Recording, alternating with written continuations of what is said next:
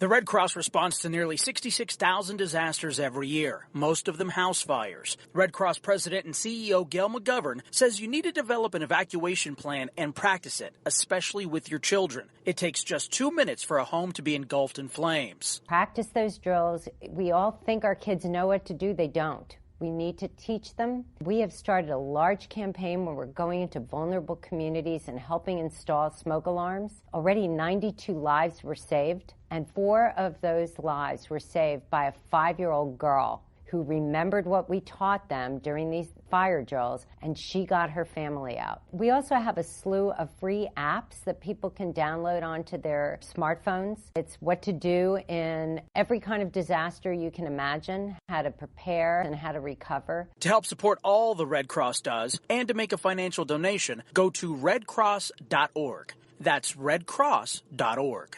See that cute little dog in the pet store window? Chances are it came from a puppy mill.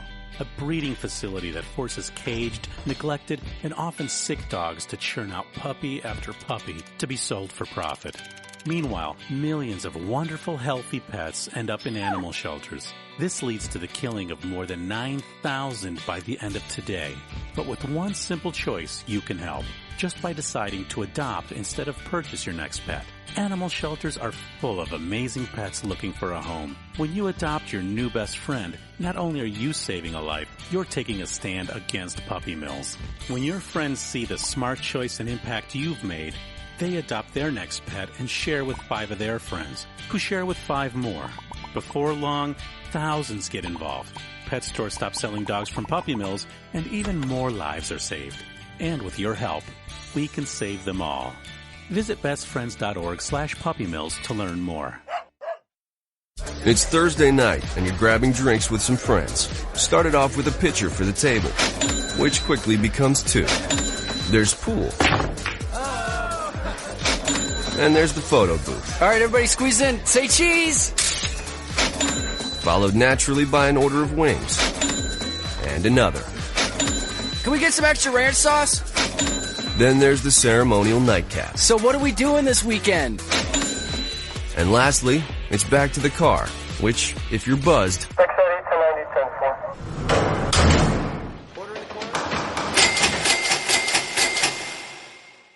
could be the most expensive night of your life. Getting pulled over for buzzed driving could cost you around $10,000 in fines, legal fees, and increased insurance rates. Nothing kills a buzz like getting pulled over for buzzed driving, because buzzed driving is drunk driving. Brought to you by the National Highway Traffic Safety Administration and the Ad Council. Hi, I'm Jeremy Schaap. You may know me from ESPN's Outside the Lines and Sports Center. What you probably don't know is that I've suffered from Crohn's disease for almost 20 years.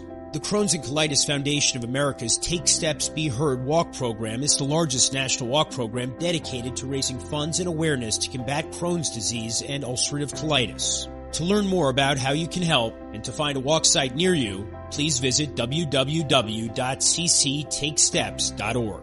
Think fast. In the short time it takes to listen to this message, a small flame can turn into a big fire. Several minutes more, and thick, poisonous smoke may have filled your lungs and reduced your ability to respond. Give it 5, and your entire home may be filled with flames. Keep breathing. We've got you. Don't let your world go up in smoke. Have working smoke alarms and practice an escape plan for you and your loved ones. Learn more at usfa.fema.gov, because fire is everyone's fight.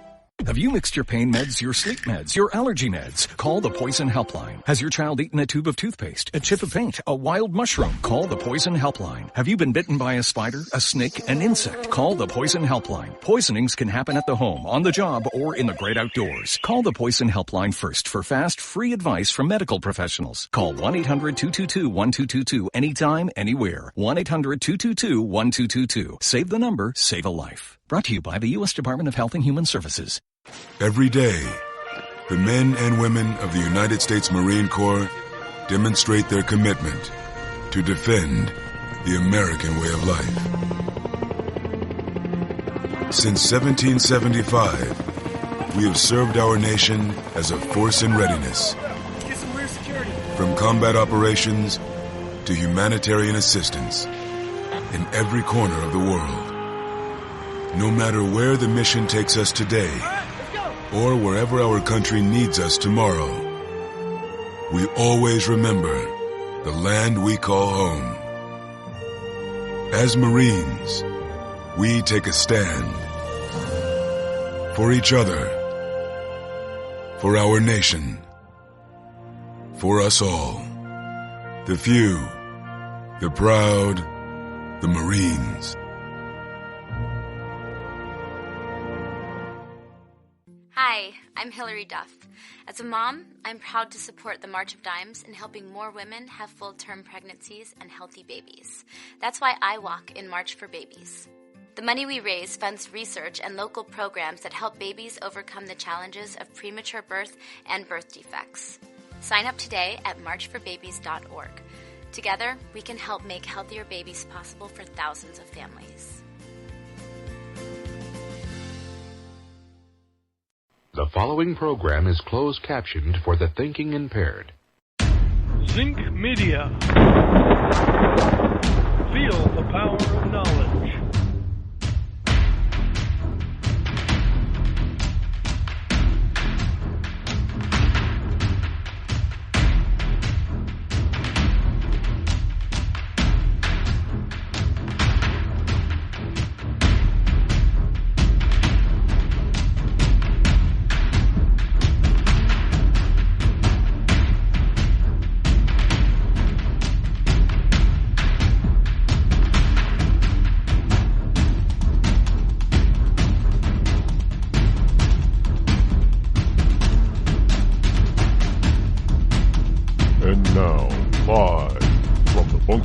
Studio located somewhere within the great granite state of New Hampshire is Rod Eccles. And a good Wednesday, hump day morning to you, one and all of you liberty lovers and ecclesiastites all across the globe. Yes, indeed, it is I, your lovable host, sitting here in the Bunker Rise studio, ensconced firmly within the Freedom Throne behind the Freedom Mic. Here it is, August number 9 in the year of our Lord 2017. We're supposed to get back to more summer-like weather today. Yeah, it wasn't too bad yesterday. Sunday was absolutely gorgeous, by the way. It was a beautiful just one of those relief days. The humidity was low, but the temperature was still comfortable. It was just one of those wonderful, lazy kind of Sundays where everybody was just about everybody. You can't please everybody. Not even, Mother Nature can't please everybody either at the same time. But in any case, call-in number this morning, 603-835-3226. The way it always is. And it is also Intel Day. We're expecting the Intel report this morning from Agent 0010. Should be interesting this morning. Probably get some updates of what's been going on and what we've previously reported on, which would be cool. We can accept that. Today, I know I missed them yesterday, but let's get them this morning out of the way. I should come up with theme music for this. The holidays for Wednesday, August 9th, in the year of our Lord 2017. Today is National Polka Day. Yes, polka music.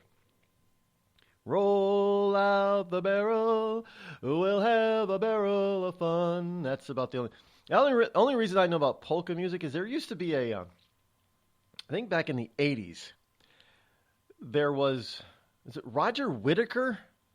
That name sounds familiar.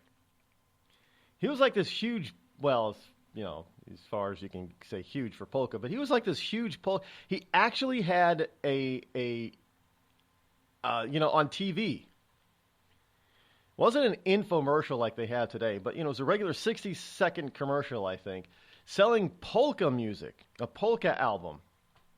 Yeah, I kid you not. Well, maybe it was more than just a single album. It was like it was a lot like the infomercials for music today. It was like a double or triple album set, but all his best hits Was it Roger? Maybe it's not Roger. Maybe Roger Whittaker was more like, Engelbert Humperdinck or something like that. But I think I could have swore it was Roger. Well, anyway, he used to. This guy was, he was the polka king back in the '80s, I guess. I haven't heard much about polka anymore, polka music, since then. But anyway, today is National Polka Day. Polka is big with the accordion. I don't know how you play that thing. I mean, it's like today's music stars like are DJs, electronic music. Well, the accordion is like the original one-man band electronic music player, because it was like a combination of a piano or an organ, basically, combination of organ, bagpipe, and an electronic music device, and it was old school. I don't know how anybody learned how to play that thing, but anyway, it's an interesting instrument, as it were. Today is also Book Lovers Day. So if you love books like I do, if you like to read, you can utilize Book Lovers Day. I don't know if the bookstores are going to. I don't think Amazon is going to recognize it, but maybe your independent bookstore will recognize it today, I'm sure. Today is also International Day of the World Indigenous People. I have no idea what that means. It must be a UN thing, United Nations. Today is also National Hand Holding Day. I don't think two guys are going to be walking down the street today in business suits holding hands, but they could if they wanted to, because today is National Hand Holding Day. Today is also National Psychiatric Technician Appreciation Day. I don't like psychiatric people at all, to tell you the truth. So I don't know what a psychiatric technician is. Be frank, I'm not. Don't know. Don't want to know. They're not mental health professionals. There's too many of them, like lawyers, so they invent mental neuroses in all of us. All of us need therapy, according to psychiatric or mental health professionals. So today is also National Rice Pudding Day. I was never a big it's okay, but I was never a big fan of rice pudding. But it is National Rice Pudding Today. Today is also National Veep Day, Vice President Day. Now, I don't know if that just means for the Vice President of the United States, or anybody who's got the title Vice President in any company, corporation, organization, what have you. But today is National Veep Day as well. So those are all the holidays for today, August 9, 2017. And if you fit into any of those categories or would like to celebrate any of those days,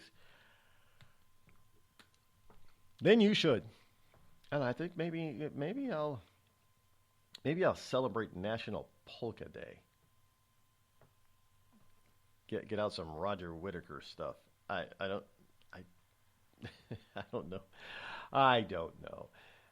Good stuff though. Yesterday there's some stuff I didn't get to yesterday that I think I want to clear the slate with before we get into the heavier and weightier stuff this morning, like what's going on with North Korea. We'll cover that. What Trump said, we'll cover that.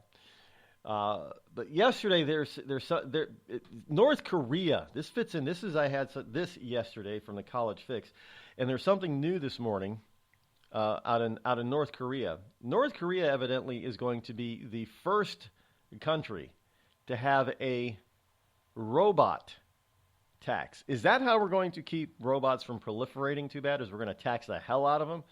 That may be it. Or maybe it's North Korea. It's not really saying in the piece, giving us the truth of why they're doing this, but maybe they're trying to stave off what they know is coming in the sex bot industry. And here from yesterday is a College Fix has got this story. Law professor warns Congress must act on growing sex bot industry. As the sale and use of lifelike sex robots that allow people to simulate rape and child pedophilia continue to gain steam. One famed law professor is sounding the alarm. John Banzhaf, well-known active professor of public interest law at George Washington Law School. I don't know who he is, so he's not that well-known. He says experts disagree on the consequences of allowing people to engage in mock acts of rape with humanoid dolls, and lawmakers should vet this issue as soon as possible. So if somebody wants to... people do that with real people. Yeah, these sex clubs and these what do they call a male? Not a dominatrix, a dominator, I guess. Dominatrix and dominator, all those kind of weird. Well, you may like that kind of stuff, bondage and stuff like that. A lot of times, people simulate. I don't know why that's such a turn on. I really don't. But okay, if you're two consenting adults, and you're not, obviously you're not, it's not prostitution, why is it anybody's business? Because people who act out these fantasies aren't actually going out on the street and actually raping men and women. And I say men because men get raped too. And you might think, how could you get two women with a gun. I don't know how a guy, the whole point about male rape is usually the guy is not excited enough to do it, but women still do things. Or you're talking about homosexual rape, in which case the guy, the front side of the victim is not even exposed, basically. So it happens, and it's devastating to the male ego. I don't care if you're straight or gay; it's really devastating to the male ego. You can say, well, you could fight off a woman. Yeah, you could fight off one. But usually when it comes to male rape, the female has an advantage, like she has a gun, or she drugs them, or there's more than one of them. Or somehow they do sort of weaken them somehow. Maybe they bang them over the head or something. But I'm not going to get into all those details. But anyway, this guy thinks that maybe there should be some sort of laws or regulations. Yeah, more regulations, bigger government, to control... I guess raping a sex bot? Saying there's evidence that rape sex bots may significantly increase the chance of rape to real women, the law should no longer stand by and blindly ignore a major potential problem, which is a bunch of BS, because I just told you what people fantasize about a lot. I don't know how many, what the industry numbers are, but people do that. Again, I don't understand the attraction to it. That would be a date killer for me. If a woman said, "Hey, you want to simulate raping me?" No, I don't. I really don't. That's not a turn on. I don't know why that would be, but some people like it. So I guess they want to start. They want to. I don't know. How are you going to regulate? Are we going to start? Well, I guess you're going to have to start saying that robots are people, and the robot is going to have to be programmed that if the male or female simulates a rape, that they tell the police. Sex bots, especially those which can be programmed to act as if they're being raped, and those which act and appear to be young children, are already here. So you can program. So maybe you're not even raping them. They just act like they are. You can't act... Okay. But Banzhaf is no stranger to successfully pushing for government regulation. He helped drive cigarette commercials off the air and was one of the masterminds behind lawsuits against the tobacco industry. That's who he is. So... there you go. A guy that doesn't like, whatever he doesn't like, he's going to push for government regulation. That's good stuff. Gotta love that kind of stuff.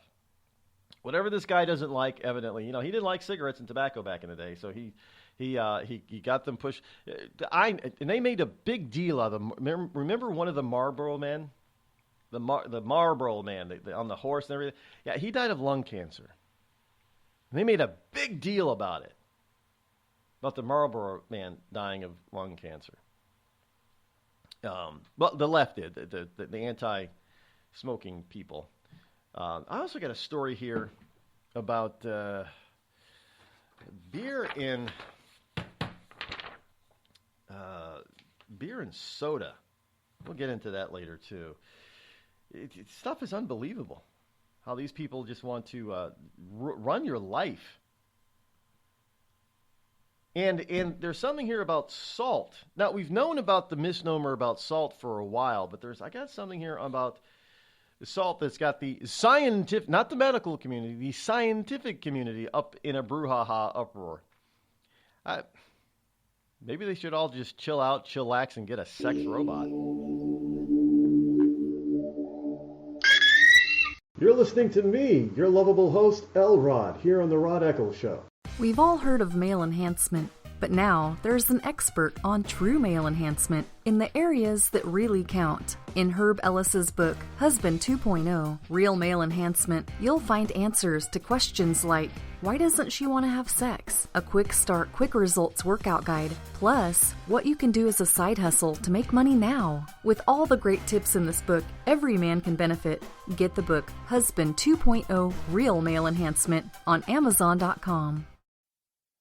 Tired of paying outrageous prices for Viagra? Well, we have great news for you. Now you can finally get Viagra at huge discounts. Healthy Man allows you to save up to $500 on Viagra. Why pay U.S. pharmacy prices of $15 per pill or more when you can get Viagra for less than $3 a pill? Call today and get 40 Viagra pills for only $99. This can cost as much as $600 at your local pharmacy. You can't afford not to call us. If you want Viagra at the lowest prices, never pay $15 a pill pharmacy prices again. Get Viagra for less than $3 a pill. Call 800-595-2614 today and save up to $500 and get 40 pills for just $99. Healthy Man is fast, easy, and affordable. Operators are waiting at 595-2614 to take your call now. Call 800-595-2614. That's 800-595-2614. Again, 800-595-2614.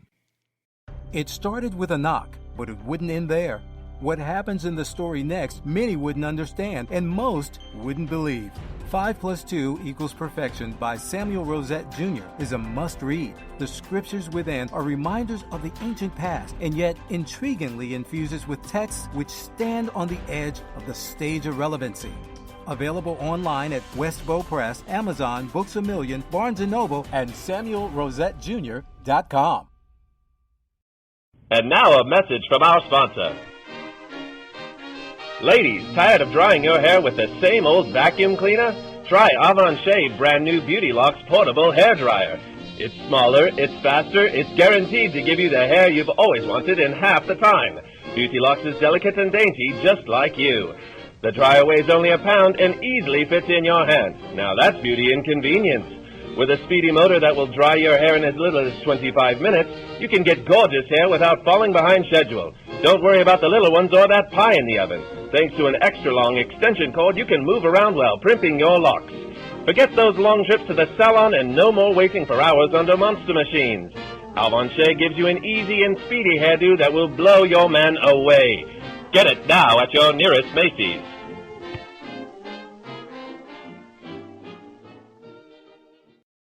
You're listening to The Rod Eccles Show. Let truth be told.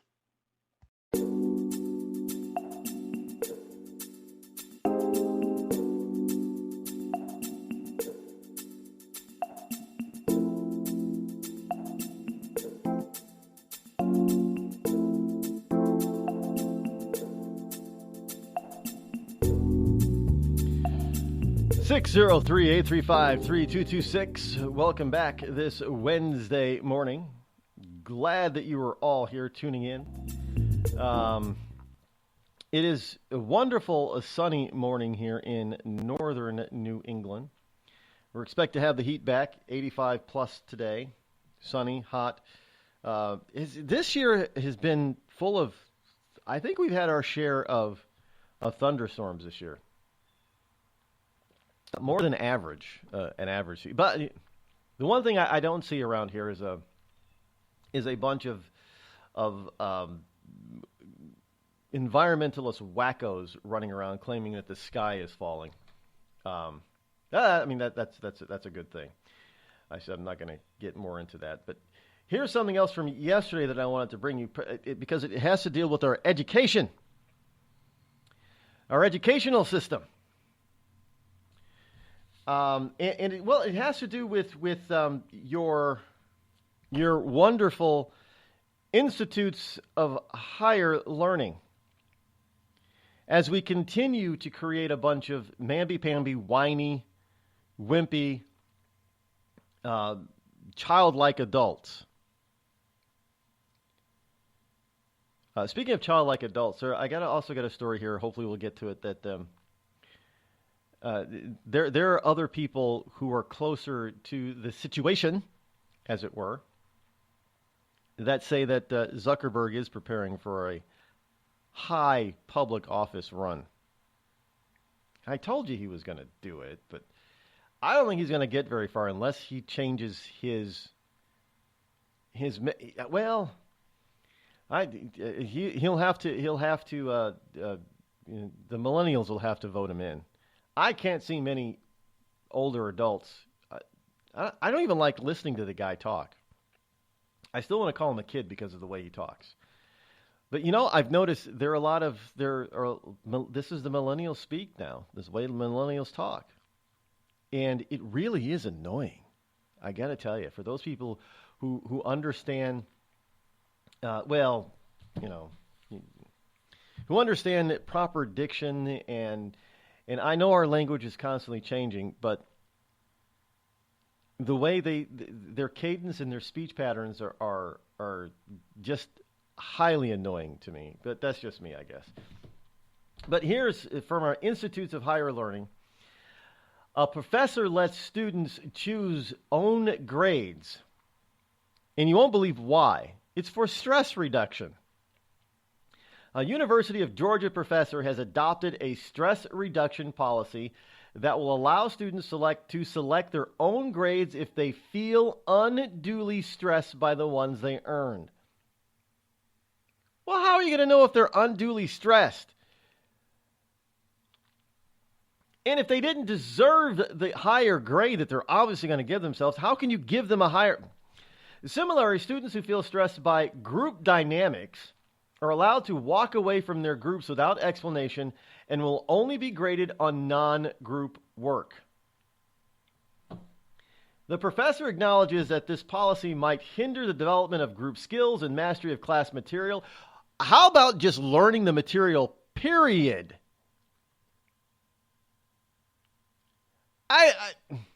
Are you kidding me? Now we're gonna let students walk away because they can't deal with the group dynamic when they have to do a group project or learn about group skills. Oh, I just can't take this dynamic. These people are just so hurtful to me. I need a safe space. And the grade that you gave me, Professor, I am so stressed out about. I really needed an A because I got to keep that 4.0, and you just gave me a C because you said my work was shit. Oh my God, I'm having a nervous breakdown. You got to give me at least a B. Is that how we're going to start grading things? Really? This is the most asinine stuff. Who comes up with this stuff? I don't think even, I'm sorry, I'm pretty good at predicting what liberal idiocy wants to do in the future, but even I don't know if there's anybody out there who would ever have predicted this kind of BS coming out of the left. I mean, I always knew that the way we were treating millennials as children, oh, you're so special, everybody's special, and not keeping score at games, and everybody gets an A. I knew that was going to be a problem, but I had no idea that this is where we were headed. Now, if this is where we're heading now, can you imagine in another 10 or 20 years as all of the millennials come into adulthood and are out of college and start getting into middle age, what kind of society we're going to have? My God, I am... Whoa.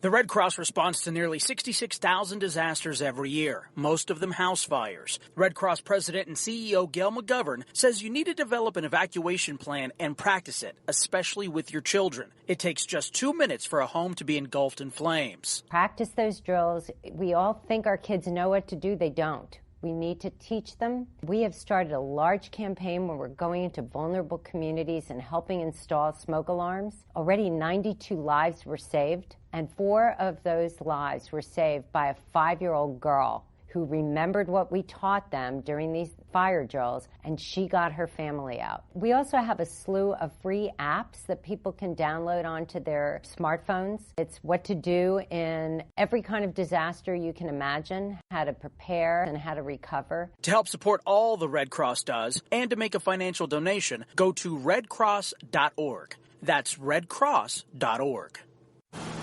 I'm just so happy my father had a chance to see his kids before he passed. I just want to say thank you. When her father fell ill, the American Red Cross was able to help get Veronica's brother home from the Navy to speak to his father one last time. It's thanks to your donations that we can connect military families when they need it most. Please donate today at redcross.org. It's Thursday night, and you're grabbing drinks with some friends. Started off with a pitcher for the table, which quickly becomes 2. There's pool. And there's the photo booth. All right, everybody squeeze in. Say cheese!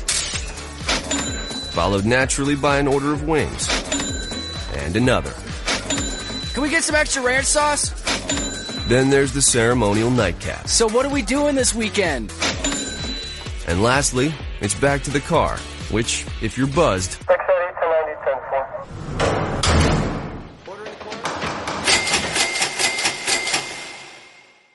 could be the most expensive night of your life.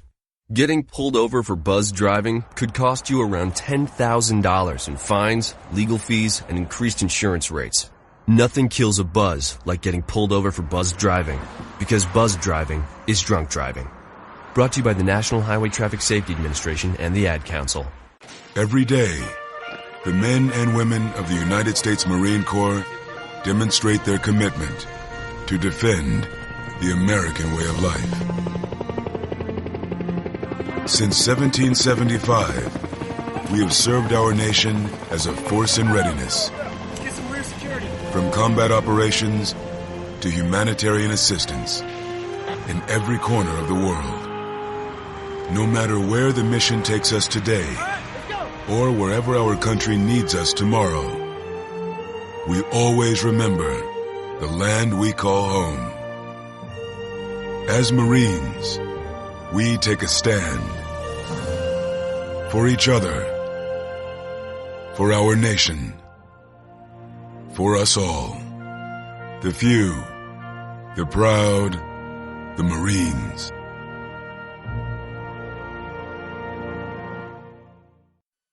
I considered suicide so I wouldn't put my family through all the pain. Many of our warriors are returning home from the battlefield, only to face a new war as they struggle with devastating injuries. At Wounded Warrior Project, we understand. We're there to help. Even though you think you're broken, you're not. It's the physical and the emotional healing that Wounded Warrior Project provides. With a gift of just $19 a month, you can join Wounded Warrior Project. You'll help provide critically needed programs and services that rebuild lives. Beautiful. There you go, buddy. The ongoing needs of our wounded and their families will continue for many years to come. Now is the time to show your support.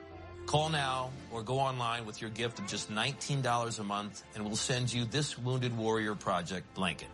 It made me feel that there's people out there that care about us. After this event, we can finally maybe start to heal as a family and move forward. We need your help. The families are hurting. For many of our wounded heroes, the greatest casualty is being forgotten. That's why your gift of just $19 a month is so important. Please call or go online right now.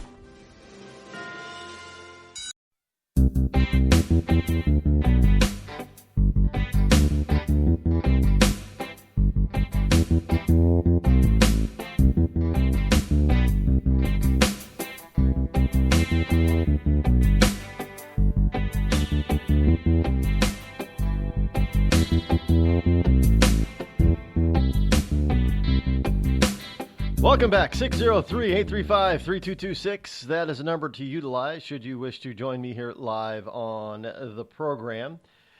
Now, here's the policy of this this professor. It's an actual written policy entitled Stress Reduction Policy. First, let me just say how idiotic this is, because when these students graduate and they go get a real job, try getting a job at Facebook or Google or Apple and looking at your boss and saying, oh, this has got to be good enough, boss, because I'm just so stressed that if you don't think it is. And do you think they're going to say, oh, well, that's fine, this will do? Or is he going to say, either get it right, fix it, or you're fired? Business isn't going to take this crap. This is an Americanized stuff, by the way. I know millennials, in the Western world are going. Millennials in places like Russia and China and Eastern Europe are not going nutso. The millennials in this country and in Western Europe are going nutso. But even in Western Europe, they are not going this crazy. They are not going this batso. I don't think North Korea has to launch any kind of weapon. I mean, I think if they've been patient this long, we're going to destroy ourselves with this kind of idiocy. That's no joke, folks. We are. But here is the stress reduction policy as written. Emotional reactions to stressful situations can have profound consequences for all involved. In order to avoid such situations in this case, the following policies will apply. All tests and exams will be open book and open notes, including the use of material on your laptop. Do I need to go any further? If you can't get an A with an open... First of all, open book is not as easy as you think. But because, usually tests have time limits. In open book, you find yourself questioning yourself about the stuff that you really do know, and you spend too much time going through the book. So it's not a panacea, but obviously, this policy takes that into consideration. All tests and exams will be designed to be completed in half the allotted time by the majority of students. So if the majority of students can get the test done in a half hour, they're going to give you an hour to do it. Thus, you should be able to do open book and open notes. Thus, you shouldn't get anything less than an A. But the policy continues. All tests and exams will be designed to assess low-level mastery of the course material. Not high-level mastery, low-level mastery, which isn't even mastery at all. So this professor isn't going to be pushing his students to know as much as they possibly can about the subject material, but the absolute minimum is going to be fine. I don't know about you, but I want my doctor, lawyer, and accountant to be at the top of his class and know his crap. I don't want them to skate by with minimum mastery. Okay. And it continues. If you feel unduly stressed by a grade for any assemble material or the overall course, you can email the instructor indicating what grade you think is appropriate, and it will be so changed. No explanation will be required, but it is requested that you consider waiting 24 hours before emailing the instructor. So, sweat it out for a day and then email me.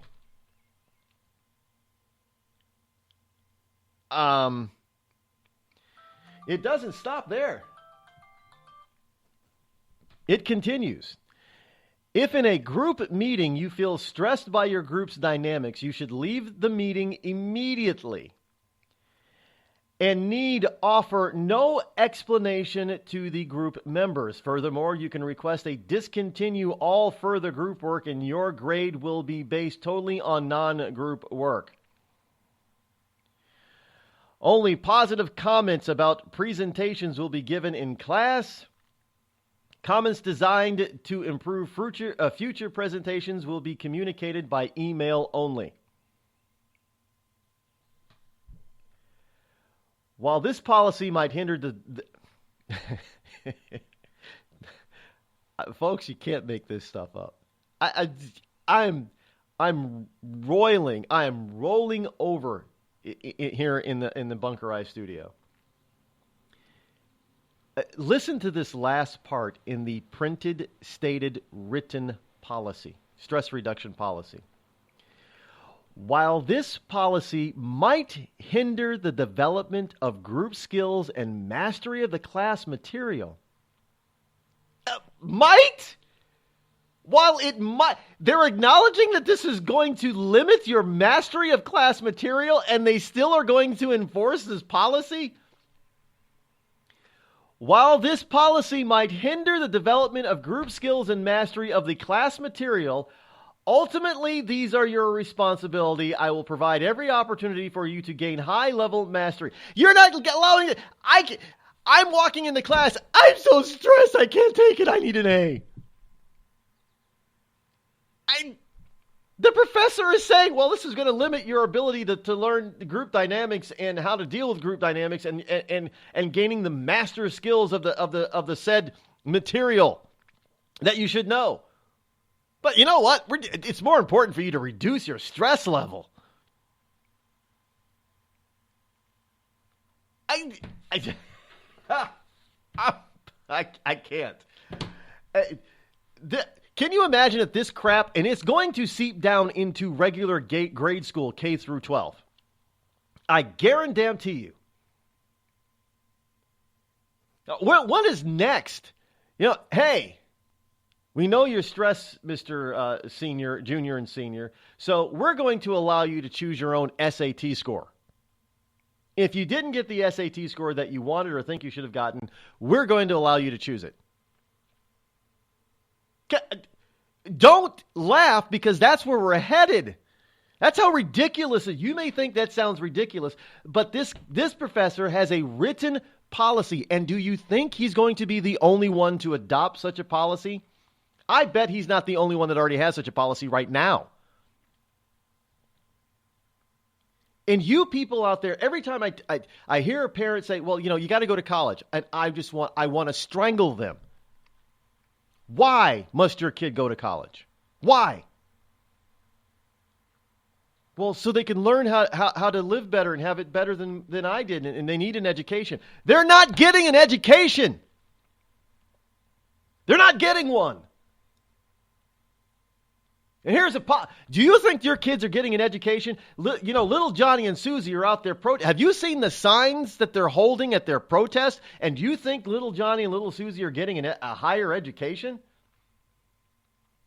I've seen pictures at rallies, so-called rallies and protests, where their people are actually, they don't know anything. They're holding up signs saying, Islam is only defending themselves against radical Christianity. What? Remember the Crusades. That's why Islam is so mad. What? They don't know anything. And they're going to learn even less with this kind of policy proliferates, and it will.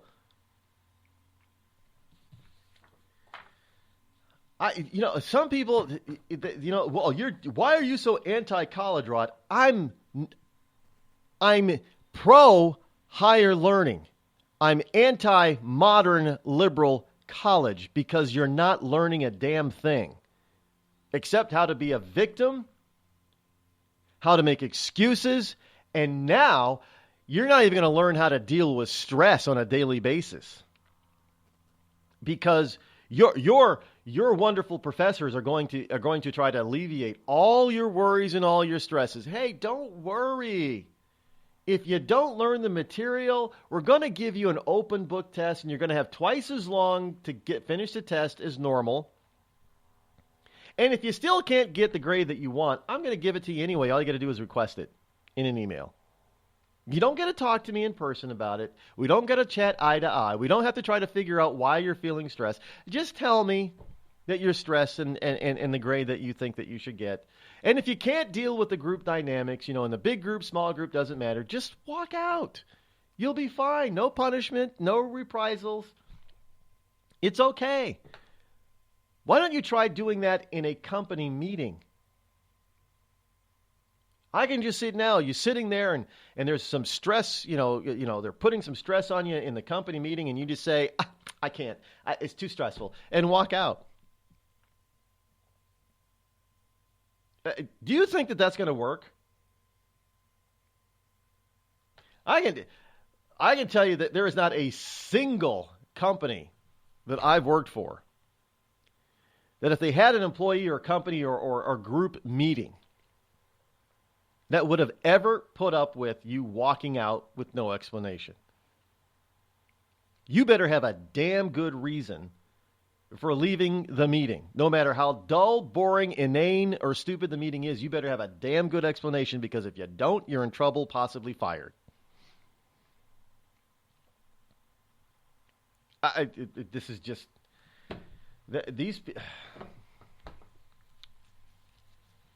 We're destroying ourselves, folks. I can't put it any other way. This is just idiocy, plain and complete and utter idiocy. Now, the big thing is that in the written policy itself, the professor actually writes, this policy might hinder the development of group skills and mastery of the class material, but hey, it's okay because you're under stress. And we don't want our wonderful little special Johnny and Susie to be overly stressed. Can you imagine if one of these people are elected to be president in the future? What are they going to do when they have to deal with another a Kim in North Korea? If somehow we get out of this first half of the century without going into a major war in North Korea, can you imagine what Kim Jong Un's son? I don't know, what are they going to go? Kim Jong Ah? What are they going to deal? How are they going to deal with him? They're going to look at their Security Council and go, "Oh, I'm just too stressed. You guys figure it out. I'm leaving. I can't deal."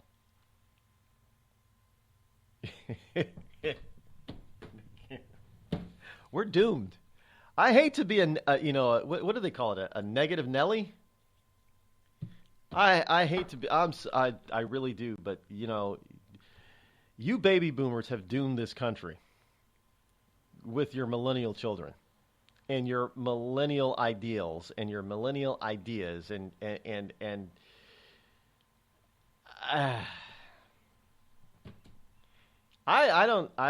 well, okay.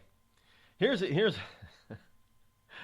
another story that came across my feed this morning. Internet hoax drives Haitian asylum seekers over U.S. border to Canada. It started with a WhatsApp message that read like an answer to the prayers of thousands of immigrants fearing deportation by President Trump. Canada wanted them, it promised. A revelation that filed Haitians across the United States with hope and help to encourage an exodus to the north. There was just one problem. The information was false. Nonetheless, thousands of Haitians living legally in the U.S. have crossed into Canada over the past 2 months rather than risk being sent back to their Caribbean island. Well, if they're here legally, yeah, or we're going to send you back. Everybody wants to, they want to come here illegally.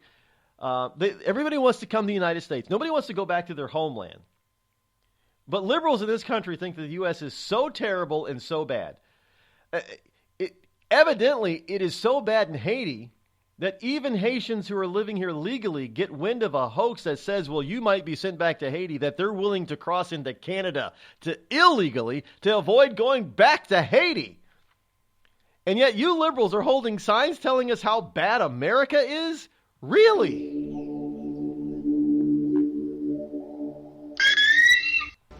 Hello, America. It's me, your history. I remember a time when we thumbed our nose in a king's face, sent him packing.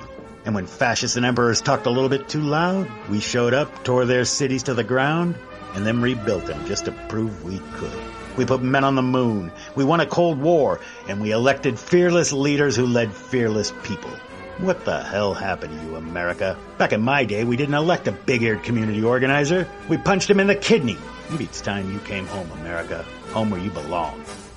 We've all heard of male enhancement, but now there's an expert on true male enhancement in the areas that really count. In Herb Ellis's book, Husband 2.0, Real Male Enhancement, you'll find answers to questions like, why doesn't she want to have sex? A quick start, quick results workout guide. Plus, what you can do as a side hustle to make money now. With all the great tips in this book, every man can benefit.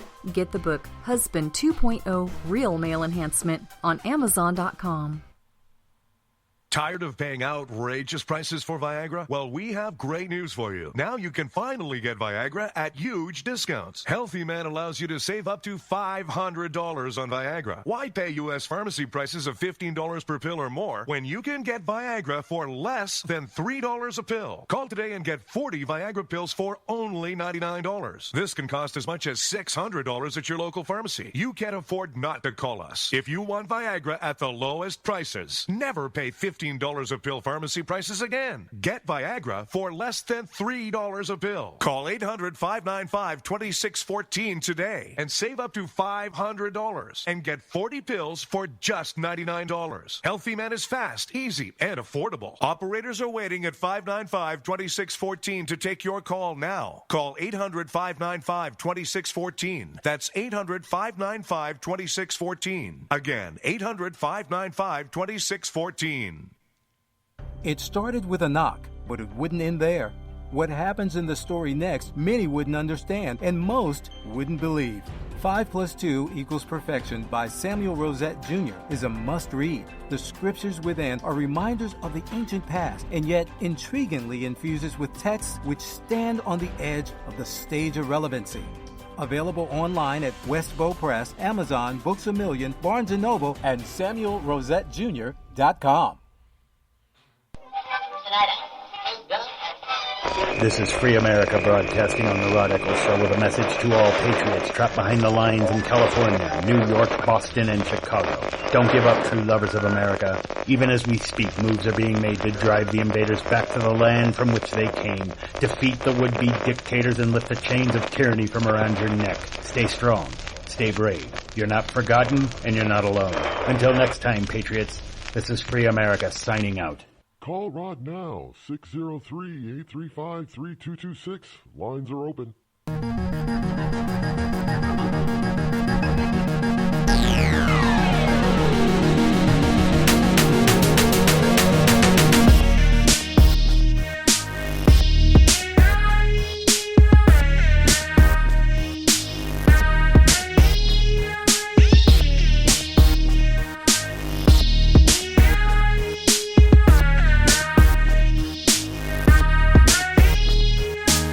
One of the I've often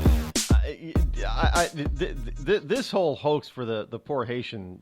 I guess it's they're claiming that it's targeting Haitians, and it is from thetimes.co.uk. over the past 2 months, thousands of legal Haitians living in the U.S. have crossed into Canada. However, they quickly discovered that the immigration criteria are far less forgiving than they had been led to believe. In fact, to cope with the influx of Haitians crossing into Canada, Montreal Olympic Stadium was pressed into service to house them, a temporary home for them. Now, the problem with this, from what I understand from some of my insiders that work within the immigration arena in this country, the problem is that if these Haitians are trying to cross illegally into Canada and are returned to America, they violated their visa status and could be sent back to Haiti. So I don't know. Maybe somebody's doing this to them on purpose and they're believing it. But I find it amazing that, you know, we're so terrible of a country. We're just terrible that everybody in the world still wants to come here. And when they get here, their biggest fear, even illegals, their biggest fear is what? Being sent back to their own country. Hey, does anybody stop and think about that at all?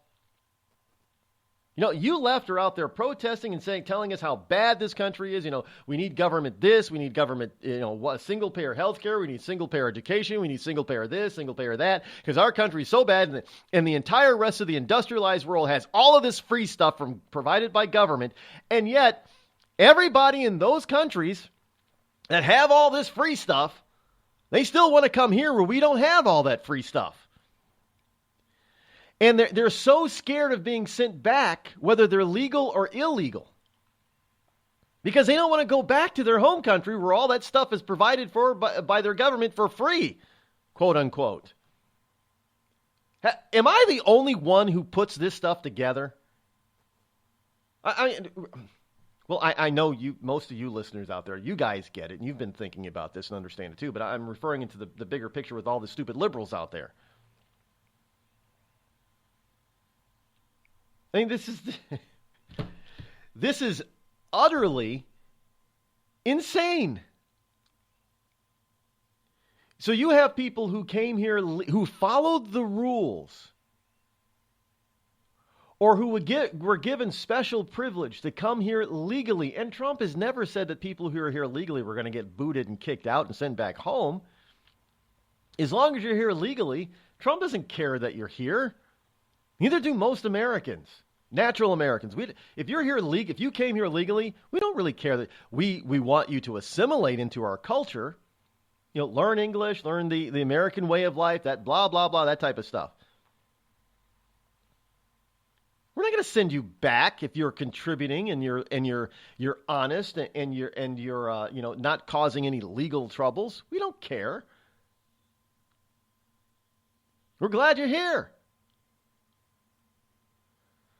But these people, liberals, have got legal citizens so up in arms and so frightened to think, oh, they're going to send me back to my own. I don't want to go back to my own country. Well, why not? You got everything free. Liberals are telling us that your country's got all the good stuff, that everything's free. You know, it's provided by government. So why would you want to go back there?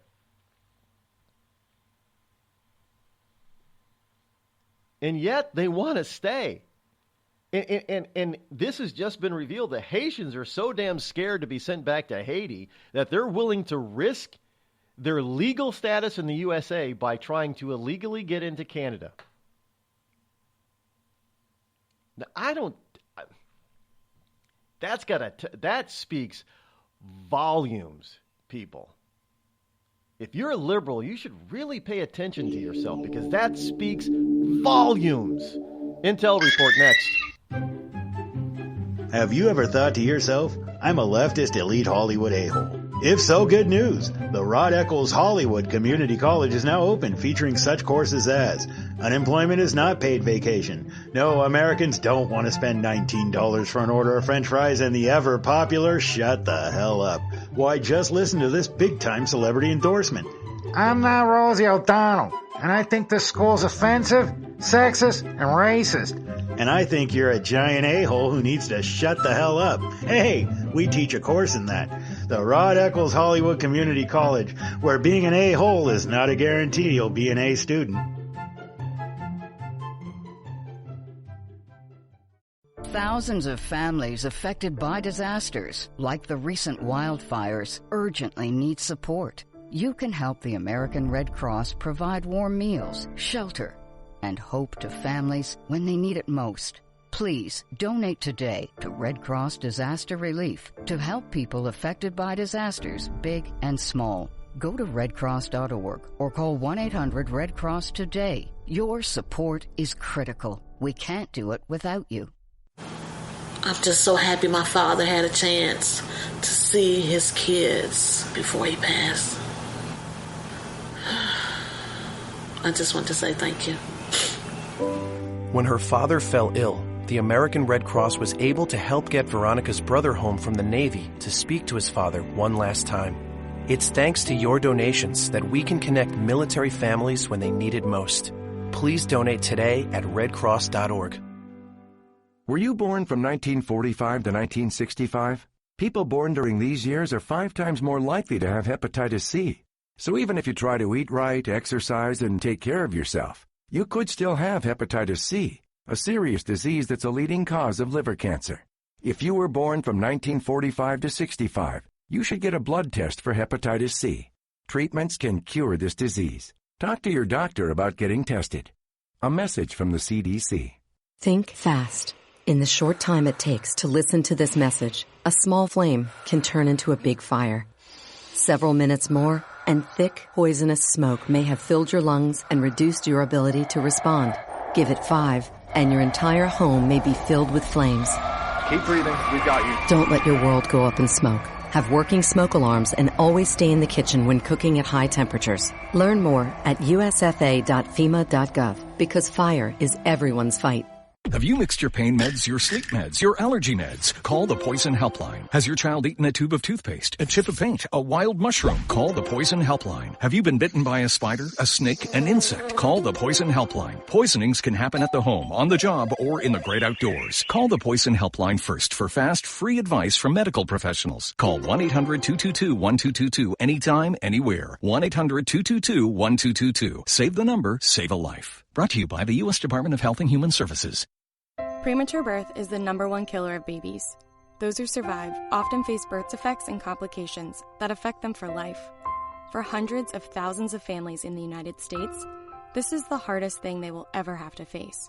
And it's even harder on the baby. March of Dimes is providing education and support to families and funding life-saving research to give every baby a fighting chance. You can help. Do something today. Give them tomorrow at marchofdimes.org/tomorrow. It's pretty amazing when you consider that 7 years ago, we didn't have the treatments we have now. We cure 80% of children with cancer. Go back 50 years, we were curing 20 to 30%. This is the miracle story of modern medicine. We understand what makes this cancer tick. And of course, without donors from around the world, this just couldn't happen. There's one thing we're focused on, and that's beating this thing. St. Jude Children's Research Hospital. Finding cures, saving children. Learn more at stjude.org. Not on my watch, our military service members say, as they volunteer to serve. As they move out, stand firm, and take fire. So not on our watch, we say, to the severely ill or injured veterans who can't get the care they deserve to live full and independent lives, even when there's no government funding or a nursing home seems like the only option. We won't leave one warrior behind. Not on our watch. Join us at findwwp.org. Every day, the men and women of the United States Marine Corps demonstrate their commitment to defend the American way of life. Since 1775, we have served our nation as a force in readiness. From combat operations to humanitarian assistance in every corner of the world. No matter where the mission takes us today, or wherever our country needs us tomorrow, we always remember the land we call home. As Marines, we take a stand for each other, for our nation, for us all. The few, the proud, the Marines.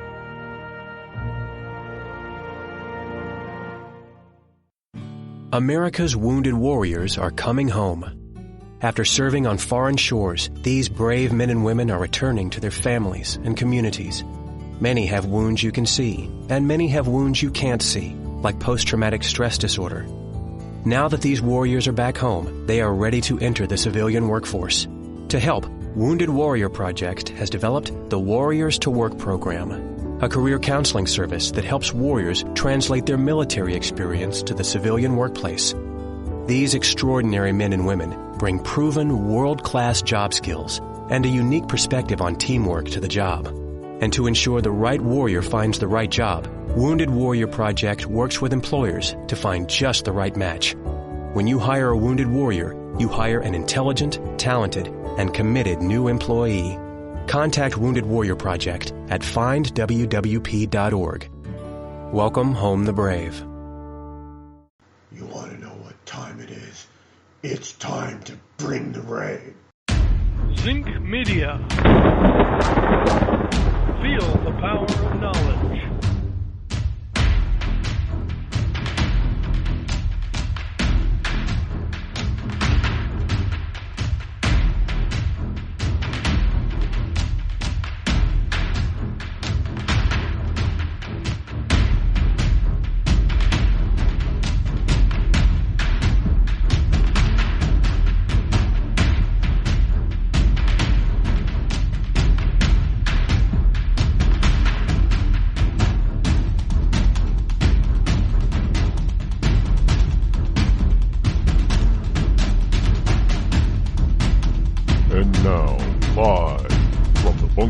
Studio located somewhere within the great granite state of New Hampshire is Rod Eccles. And welcome back. Yes, hour number 2 here on the Rod Eccles Show. 603-835-3226 is the call-in number. That number should be pretty famous by now. You know, in this whole mode of being less stressful, here's a question for you. Would you listen to this program if it were stress-free? I mean, think about this for a second. There on occasion, although it's not as often as some people would like, I guess. Sometimes I go nuclear. And you know when I do. Yeah, but if I were more like, anybody remember Bob Ross? You know, The Joy of Painting? Now, I have watched a few of his episodes, and he's got this dry, morose sense of humor, and I have nothing negative to say about Bob Ross at all. I mean, he did more than 400 episodes of The Joy of Painting on his PBS program for over 11 years. Now, I guess he died in the mid-'90s of cancer. I can't remember the type of cancer he had, but he had the big C. And that's what got, Thomas Kincaid was another one. He went way too soon. He was also, I think he had a heart attack, heart disease. And that happens with a lot of, if you ever listen to Thomas Kincaid, he also was not a very highly stressed man. But the strange enough of both of the men, these two men, who if you heard them speak or be interviewed, they were very soft-spoken. But they were both divorced and remarried, which is really kind of interesting. But if you're stress-free, how do you get divorced? But I can just see it now. Well, maybe I should practice the Bob. We're only talk about happy politics, just like Bob Ross would only paint happy trees and fluffy clouds. We're only talk about happy politics and how things really should be, and just be happy all the time. You wouldn't listen to that garbage. I don't think so anyway. Because the world isn't that happy. And the world isn't that morose, and the world isn't that stress-free.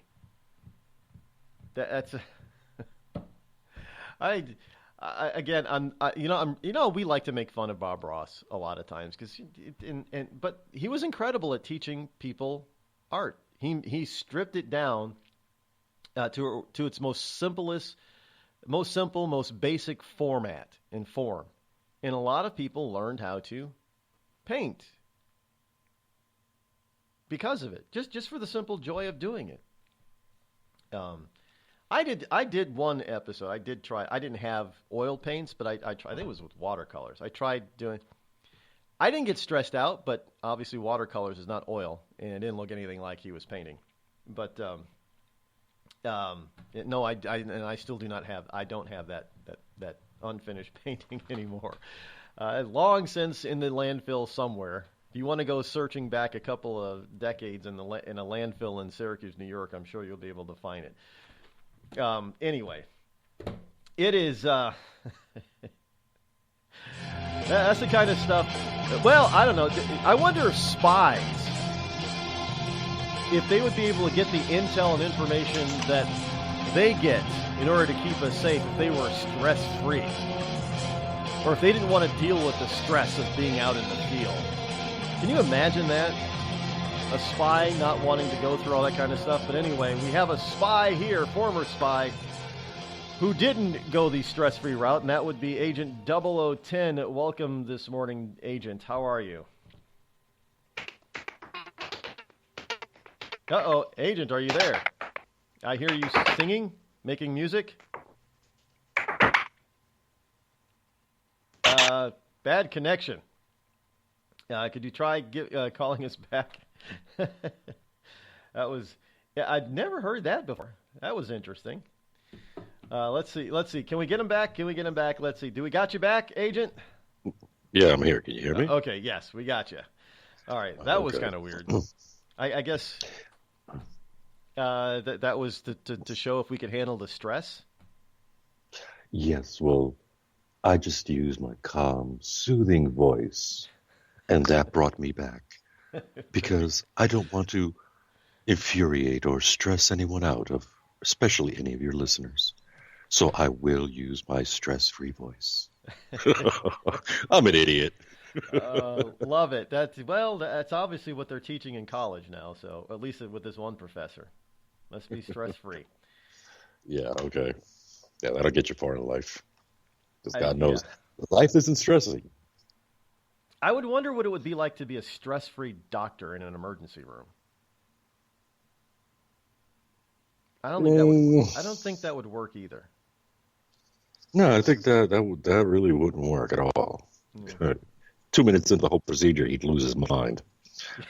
But anyway, so how are you, Rod? We are blessed and highly favored this morning. And you know what I'm going to say? Grooviness. There you go. So what do we got this morning for our listeners? First thing I'm going to talk about is, of course, North Korea. And what I want to break down is not what President Trump is doing or what the Democrats or the Republicans are saying. No, I want to give a quick synopsis on the mentality of North Korea, their leadership. You know, I mentioned this in a tweet yesterday, saying that I believe that we are now, it is almost inevitable that we're going to have a war with North Korea because that's the way he's going. And there was somebody who responded to my tweet, who doesn't follow me, by the way, but he responded to my tweet, so he saw it somehow. Maybe somebody else retweeted it to him. But he tried tweeting and saying that this whole North Korea problem is Donald Trump's fault. I'm like, are you insane? But okay, so now this is Trump's fault that North Korea spent decades trying to obtain a nuclear weapon. Well, the funny part is that in 1999, in an interview at NBC, at that time, Citizen Trump saw this coming. He spoke out about this on NBC, and like 1999, he saw this coming, that if North Korea wasn't dealt with at that time, that later on down the road, we were going to face this situation. And I sat there and I watched this interview and I'm like, and he's an idiot? And people claim that he's dumb? He saw this 16 years ago. And I'm saying 16 years ago because don't forget, he's only been president for 6 months. He was elected in 2016, so more than 17 years ago. Yeah. So it's amazing that this individual who is proclaimed to be a buffoon of this or that or the other thing, he saw this coming down the road. But yet the administrations between then and now have completely ignored the facts and decided to just give in to North Korea. Basically, North Korea has been blackmailing the planet for decades since the ceasefire, commenced. The ceasefire, because that's not a peace treaty. No, ladies and gentlemen, we're still at war with North Korea. This is not a peace treaty. This is a ceasefire. There is no treaty assigned between North Korea, South Korea, and the United States and the rest of NATO or the United Nations. So don't think that, we're going into another war with North Korea. No, it would just be the end of a ceasefire. It would be the continuation of the war. Good point. That's all that is. So, but the thing about North Korea is that they have played the propaganda game for so long and I've mentioned this before to you on the show, they have played this propaganda game for so long that they have become masters of it. So determining whether North Korea is actually capable of sending an intercontinental ballistic missile, an ICBM missile, to the United States, don't get me wrong, I am saying myself, let's not take the chance. We cannot take the chance. But there's a good possibility that it's all propaganda. Why? Like I've said before on the show, they have made even the Russians sit there and go, damn, we taught you this, and now the student has become the master. They did it during the meetings for the ceasefire. They played the propaganda game. They played the PSYOPs game, psychological operations game. They played the mind game with the United States and with other countries for so long that, like, for instance, the United States says, we have actual satellite imagery of them moving, anti-ship missiles to the coast. Okay, what if those are hollow tubes? What if they did that hoping that this imagery was going to get caught? That is part of the PSYOPs game.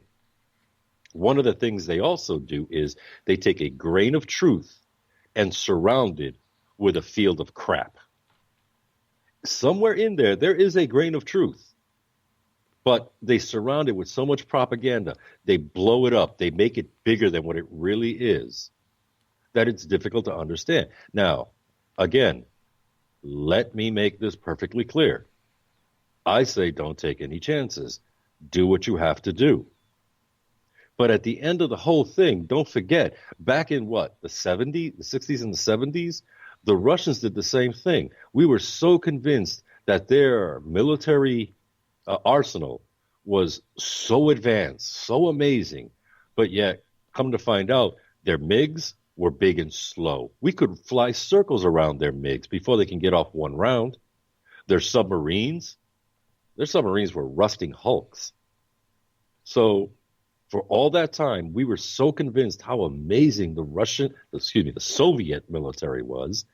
And come to find out, our tanks, our planes, our subs, our ships, our everything were far, far superior to everything that the Soviets had.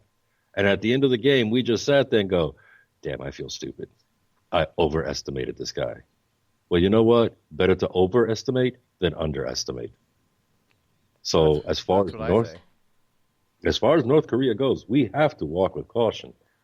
But let's not be surprised that at the end of the day, we come to find out, those missiles were just empty tubes, and that their ICBM missile, it wasn't exactly intercontinental. It was more like just launch over the border, and that's as far as they can go because their range was so limited. So like I'm saying, just don't be surprised at the end of the day. I think that the fear now is well, I mean, I'm hearing people talking about, well, now, yeah, the North Koreans, they can hit New York City. I don't think they're that advanced yet. They were just, a few months ago, they were barely able to hit the West Coast. Now you're telling me they can cover the entire continental USA? I don't think so. But that doesn't alleviate the problem of saying that they could hit South Korea and Japan. There's a real legitimate logical fear there. Oh, there is. Of that, there's no doubt. I mean, hell, you don't even need an ICBM for that. I mean, don't forget, Saddam Hussein, he had a whole bunch of Scud missiles. Right. But do you think they're getting to the point where they could put, well, let's just call them Scuds, for instance. Maybe they're not full ICBMs yet. But do you think maybe they're getting to the point where they could miniaturize a warhead to put it on a Scud and send it to South Korea or Japan? A nuke? You do know that a nuclear or atomic explosion is created by the splitting of an atom. Correct. Because all that energy is dispersed out. That's what that is. One atom is being split, and the energy is so dynamic, so intense that it does that. So will it take a lot? Does it take a lot to split the atom? Yes, it does. But do you need large equipment for that? No, you don't. No, you don't. So is it possible? Yeah, it's very possible. So is that what you think the real fear is? But they're just maybe the West is going into and the UN is going into their own propaganda, trying to scare the hell out of 320 million Americans. But the real fear really has to do with some 200 million Japanese and how many South Koreans are there? 100 million? Yeah, something like that. Yeah, that is the main threat. That is the main issue. So Japan and South Korea have to be protected. Because don't forget, Japan doesn't have an actual standing army. They have a defense force. That's all they've got. Yeah, they're not as advanced. I've always said that was one of the dumbest moves that we ever made. I understood why they wanted it and did it back then, but that was a very dumb move. No, it was. It really was. Because don't forget, I mean, the same thing happened to Germany, and the Germans finally got so fed up. Guess what? Now we have Adolf Hitler. So, I mean, at the end of World War I, they stripped Germany down to the bones and left it almost completely impoverished. And next thing you know, that motivated, certain factions, certain parties. And next thing you know, bam, you got Adolf Hitler. Thank God the Japanese didn't go that route. But they don't have an actual standing army. It's just a defense force. And it's a bare bones military where you really can't say that they're actually able to defend themselves, effectively. They would depend on other support. Yeah, mainly us, but yeah. That's, exactly. And it's pretty much the same with South Korea, too. They don't spend a big portion of their governmental budget on an annual basis on defense because we take care of it. Yeah, but you know what? Their soldiers are exceptionally well trained. Those guys are amazingly well trained. The Rock Army they're rough. They're tough. They can take a beat going. You would hope they would, being on the border with a family of nut jobs.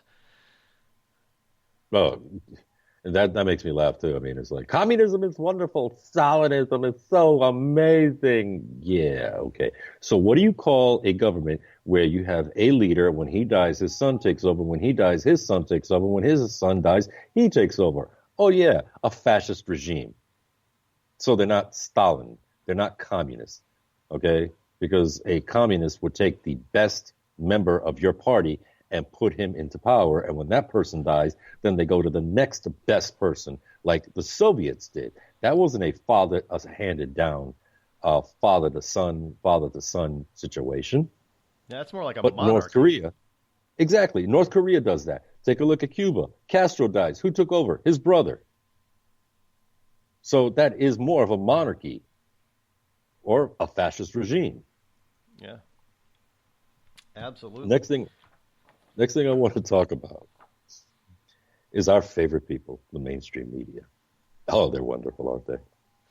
Well, you know what? Hold that thought right there. I'm gonna give you plenty of time to go into the mainstream media. We got to take the break now, and then when we get back from the bottom of the hour, we'll get into the media because I think I probably know what you're gonna reveal on the mainstream media. We got stuff to discuss. So because we got to explain it to the people, Lucy.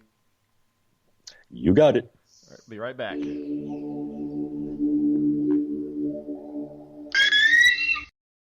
You're listening to the Rod Eccles Show, the coolest, most politically incorrect, conservative black man on the planet. Tired of paying outrageous prices for Viagra? Well, we have great news for you. Now you can finally get Viagra at huge discounts. Healthy Man allows you to save up to $500 on Viagra. Why pay U.S. pharmacy prices of $15 per pill or more when you can get Viagra for less than $3 a pill? Call today and get 40 Viagra pills for only $99. This can cost as much as $600 at your local pharmacy. You can't afford not to call us. If you want Viagra at the lowest prices, never pay $15 a pill pharmacy prices again. Get Viagra for less than $3 a pill. Call 800-595-2614 today and save up to $500 and get 40 pills for just $99. Healthy Man is fast, easy, and affordable. Operators are waiting at 595-2614 to take your call now. Call 800-595-2614. That's 800-595-2614. Again, 800-595-2614. We've all heard of male enhancement, but now there's an expert on true male enhancement in the areas that really count. In Herb Ellis's book, Husband 2.0, Real Male Enhancement, you'll find answers to questions like, why doesn't she want to have sex? A quick start, quick results workout guide, plus what you can do as a side hustle to make money now. With all the great tips in this book, every man can benefit. Get the book, Husband 2.0, Real Male Enhancement, on Amazon.com. It started with a knock, but it wouldn't end there. What happens in the story next, many wouldn't understand, and most wouldn't believe. 5 + 2 = Perfection by Samuel Rosette Jr. is a must-read. The scriptures within are reminders of the ancient past, and yet intriguingly infuses with texts which stand on the edge of the stage of relevancy. Available online at Westbow Press, Amazon, Books A Million, Barnes & Noble, and SamuelRosetteJr.com. You know, a couple of weeks ago, a long-haired young person came into our bank and said to me, I bet you won't lend me money to buy an electric guitar. Well, he was making $100 a week, and he was over 18, and I said, I bet you I will lend you money to buy an electric guitar. And I did. So what happens? The punk gets busted for possession of dangerous drugs, and we're out $350. There's one thing about kids nowadays. You don't have to give them credit. Universal Bank. We trust you. About as far as we can throw you.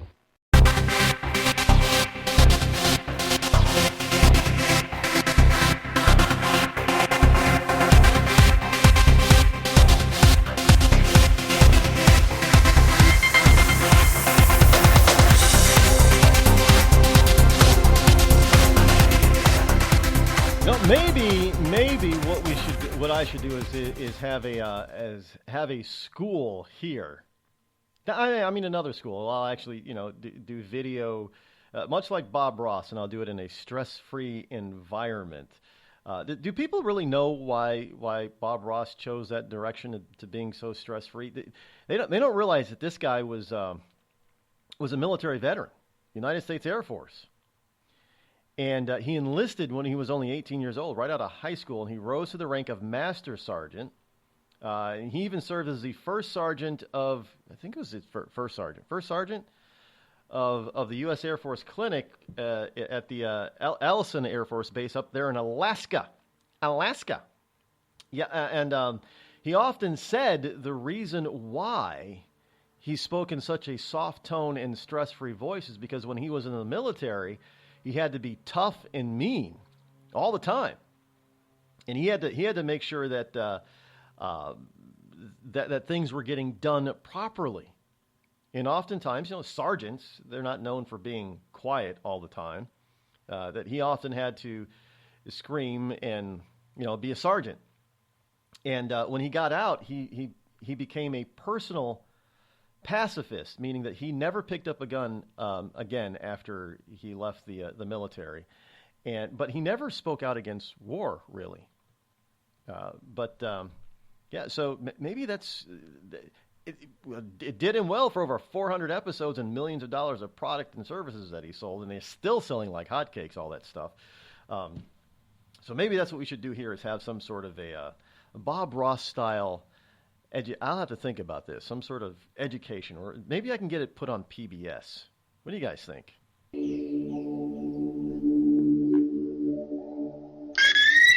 Call Rod now, 666-603-835-3226. The Red Cross responds to nearly 66,000 disasters every year, most of them house fires. Red Cross President and CEO Gail McGovern says you need to develop an evacuation plan and practice it, especially with your children. It takes just 2 minutes for a home to be engulfed in flames. Practice those drills. We all think our kids know what to do. They don't. We need to teach them. We have started a large campaign where we're going into vulnerable communities and helping install smoke alarms. Already 92 lives were saved, and 4 of those lives were saved by a 5-year-old girl who remembered what we taught them during these fire drills, and she got her family out. We also have a slew of free apps that people can download onto their smartphones. It's what to do in every kind of disaster you can imagine, how to prepare and how to recover. To help support all the Red Cross does and to make a financial donation, go to redcross.org. That's redcross.org. I'm just so happy my father had a chance to see his kids before he passed. I just want to say thank you. When her father fell ill, the American Red Cross was able to help get Veronica's brother home from the Navy to speak to his father one last time. It's thanks to your donations that we can connect military families when they need it most. Please donate today at redcross.org. It's Thursday night, and you're grabbing drinks with some friends. Started off with a pitcher for the table, which quickly becomes 2. There's pool. And there's the photo booth. All right, everybody squeeze in. Say cheese! Followed naturally by an order of wings. And another. Can we get some extra ranch sauce? Then there's the ceremonial nightcap. So what are we doing this weekend? And lastly, it's back to the car, which, if you're buzzed,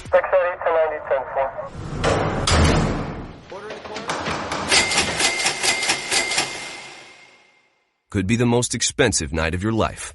Getting pulled over for buzz driving could cost you around $10,000 in fines, legal fees, and increased insurance rates. Nothing kills a buzz like getting pulled over for buzz driving, because buzz driving is drunk driving. Brought to you by the National Highway Traffic Safety Administration and the Ad Council. Every day, the men and women of the United States Marine Corps demonstrate their commitment to defend the American way of life. Since 1775, we have served our nation as a force in readiness. From combat operations to humanitarian assistance in every corner of the world. No matter where the mission takes us today, or wherever our country needs us tomorrow, we always remember the land we call home. As Marines, we take a stand for each other, for our nation, for us all, the few, the proud, the Marines.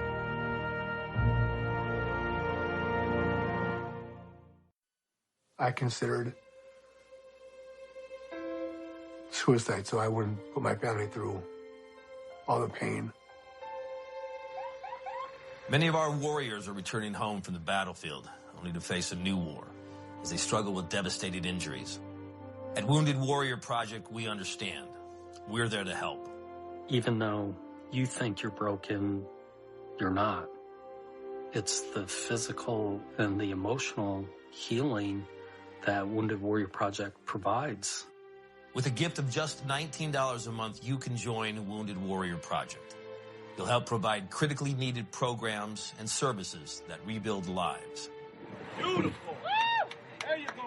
The ongoing needs of our wounded and their families will continue for many years to come. Now is the time to show your support. Call now or go online with your gift of just $19 a month, and we'll send you this Wounded Warrior Project blanket. It made me feel that there's people out there that care about us. After this event, we can finally maybe start to heal as a family and move forward. We need your help. The families are hurting. For many of our wounded heroes, the greatest casualty is being forgotten. That's why your gift of just $19 a month is so important. Please call or go online right now.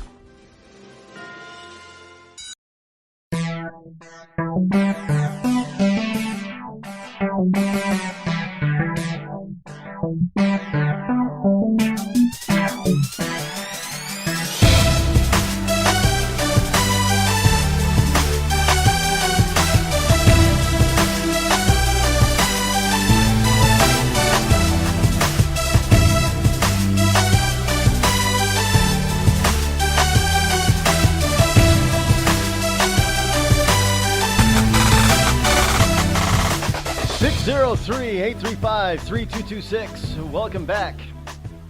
We are still on the line with Agent 0010 as he delivers his weekly intel report. Got to tell you, it is the most, well, as far as you want to call famous for this program. I mean, we're not huge yet. We're getting there. But this is by far the most favorite segment out of any segments that I do. On this program, including that I get more praise for this report than I do for the surprisingly so than Military Thursday, the tribute,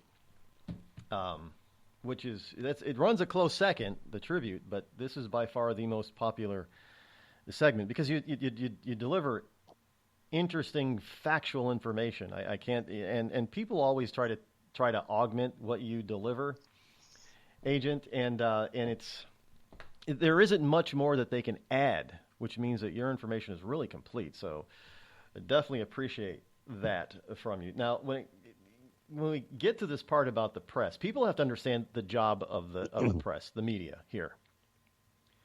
The media is. Can you imagine if we had a sycophant media back when this country first started?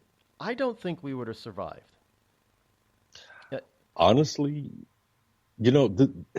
first of all, thank you for the compliment. Honestly, I think working with you has been a great time, or is a great time.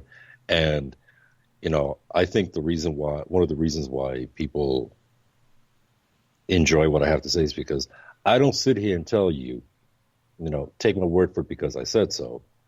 My thing is, and if you don't believe me, look it up your damn self. Look up some of these facts that I'm giving you because much of this stuff is open source. Some of it, I'm not going to tell you where I find it or where I get it from, but most of it is open source and you can find it yourself. So therefore, you know what? Don't take my word for it. Look it up yourself. Okay. And, another thing is I've always had a face for radio, so I'm perfect for this. Anyway,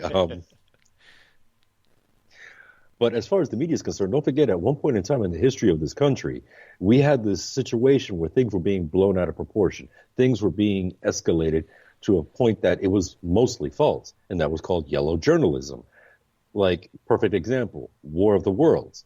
When that was broadcast on the radio, the press reporting thousands of people running in the streets in chaos. Oh, the fear, the this, the that, the other thing.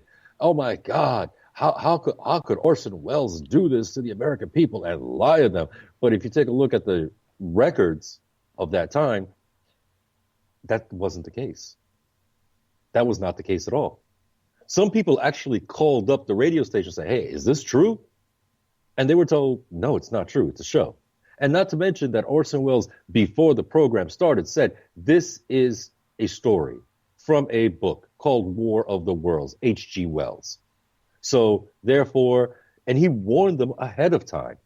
But the media decided to ignore the warning. The media decided to ignore the fact that people were calling in and being told, no, this is not real. Or that the media, at the end of the whole thing, Orson Welles said, Thank you. This was our production, blah, blah, blah, blah, so on and so forth. The media ignored that as well. So therefore, the media has a history of this. What's going on today is not something new. But what is new is how they're doing it so viciously, how they're doing it so vehemently. And they're only going after one person in particular, and many times those that surround him, and that is the current sitting president. So the media has this history. Yeah, this whole, actually, this sort of thing is the Orson Welles production. They did, if you remember correctly, they did something similar to this. Thinking back in the late '80s, when how apropos is this? When I think it was Philadelphia, or maybe it was a port in New Jersey, where they made it look like it was a breaking news story that a dirty bomb had gone off, and it looked like a news report. And people that came in late, a lot of people thought it was real, even though they kept saying at every commercial break that this was a work of fiction. There were people that thought it was real, and that you had some journalists later in newspapers writing about, how bad this was, and this could really happen, and it really started to make people fearful all over again of nuclear. This is when the Soviet Union was still around, and it was at this. And the reality was, it wasn't the Soviet Union, if I recall, that was behind this. It was terrorism. Now, this was terrorism before terrorism became a thing. Islamic Middle Eastern terrorism. Somehow they got a hold of a Soviet Union nuke and planted it inside it got on a ship. Much like what was the movie with Affleck, where they put it inside a Coke machine or a Pepsi machine at the Super Bowl. But this was similar, and I find it amazing what people will believe even when they're told that it's false or fake or fiction.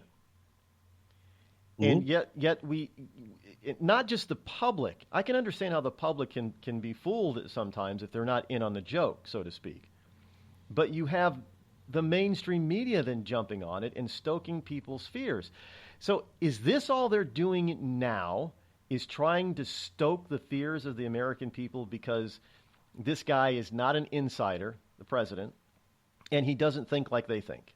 So all they want to do is stoke fears? Is this what we're getting at? Is fear journalism, fear mongering? For the most part, yes. But here's what makes me laugh. Here you have an individual by the name of Julian Assange. He is the creator of WikiLeaks. He gets these classified documents. He gets these top secret documents, and he puts them all out there for the world to see. Okay. Has he become famous for this? Yes, he has. Exceedingly so. Has he turned around and become an influence in the world? Yes, he has. Why? Because now this is telling the intelligence agencies, what are we doing wrong? This information is getting out. Something's screwed up here. We got to find out. We got to, we have to change all our seals. We have to check the seals and make sure that this is no longer happening. So Julian Assange is having a profound impact on not just the world at large, but specifically the intelligence communities and politicians. Now, let's take a look at the mainstream media. The same individuals who have condemned Julian Assange, the same individuals that have called him a criminal, the same individuals who have chastised him and called him a wannabe journalist and not a true journalist, are using the same tactics they are, but they're using it towards a specific individual and a specific group of people that surround that individual, and they're using the same exact tactics, but much dirtier, mind you, because many of the things that they come up with are all false. So they condemn the man, but use his tactics. And why am I saying they use his tactics? Let's not forget, it was the New York Times that printed about that covert operation that was going on in Iran. Let's not forget, it was the New York Times that printed other operations that were going on around the world, such as the attempted assassination of a Al-Qaeda leadership. And all those operations had to stop because the New York Times turned around and just told the entire planet. So when the New York Times prints it, now you have MSNBC, you have CNN, ABC, NBC, CBS. You have all of them jumping on board, reporting the same thing. But yet, if you take a look at Julian Assange, he's printing about something that had already happened, or something that had already been used, or a system that's being used currently, not talking about an actual operation going on at this very precise moment, which means now that operation has to end. So they're using the Assange tactics, so they think, but they're using it in their own way to turn around and use to benefit them and their agenda or their narrative. And in the meantime, putting human lives at stake. Has there ever been a time that, now I cannot recall a time where our media, now it's one thing if a foreign press gets a hold of something and runs with it. I mean, they're obviously not American.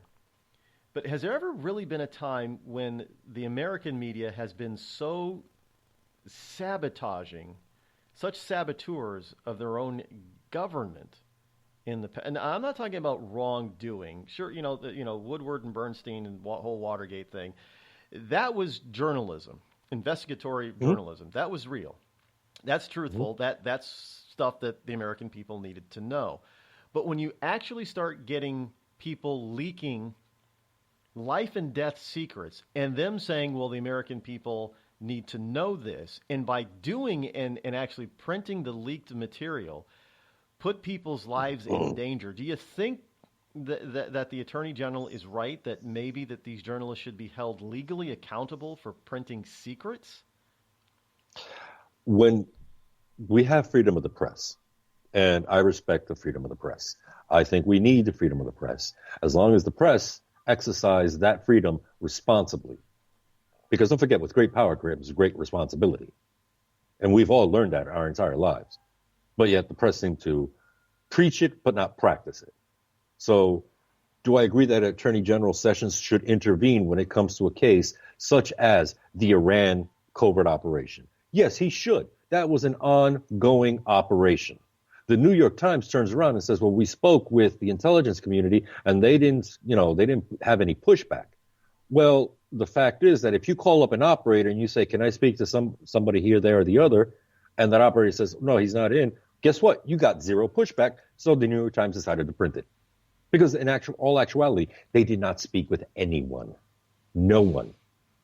So why did it take so long for the CIA or the intelligence community to respond to this article? Because if you respond to it, now you've given it credibility.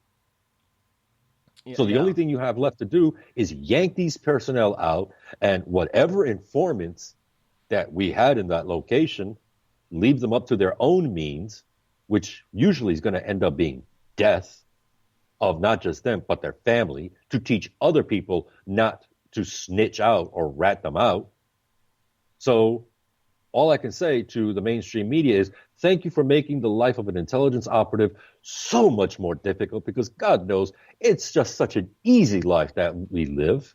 It's such a kosher, it's such a smooth life. It's easy sailing for any operative. Oh yeah, thanks a lot for making it difficult. It's all like James Bond stuff, yeah. All the and all those wonderful TV shows and movies like The Saint. Yeah, that's what it's all like. We all get it. You guys have fancy digs and fancy cars and fancy equipment, and magnetic watches and pens. Hey, and I want to let you know, I always got the girl. Not.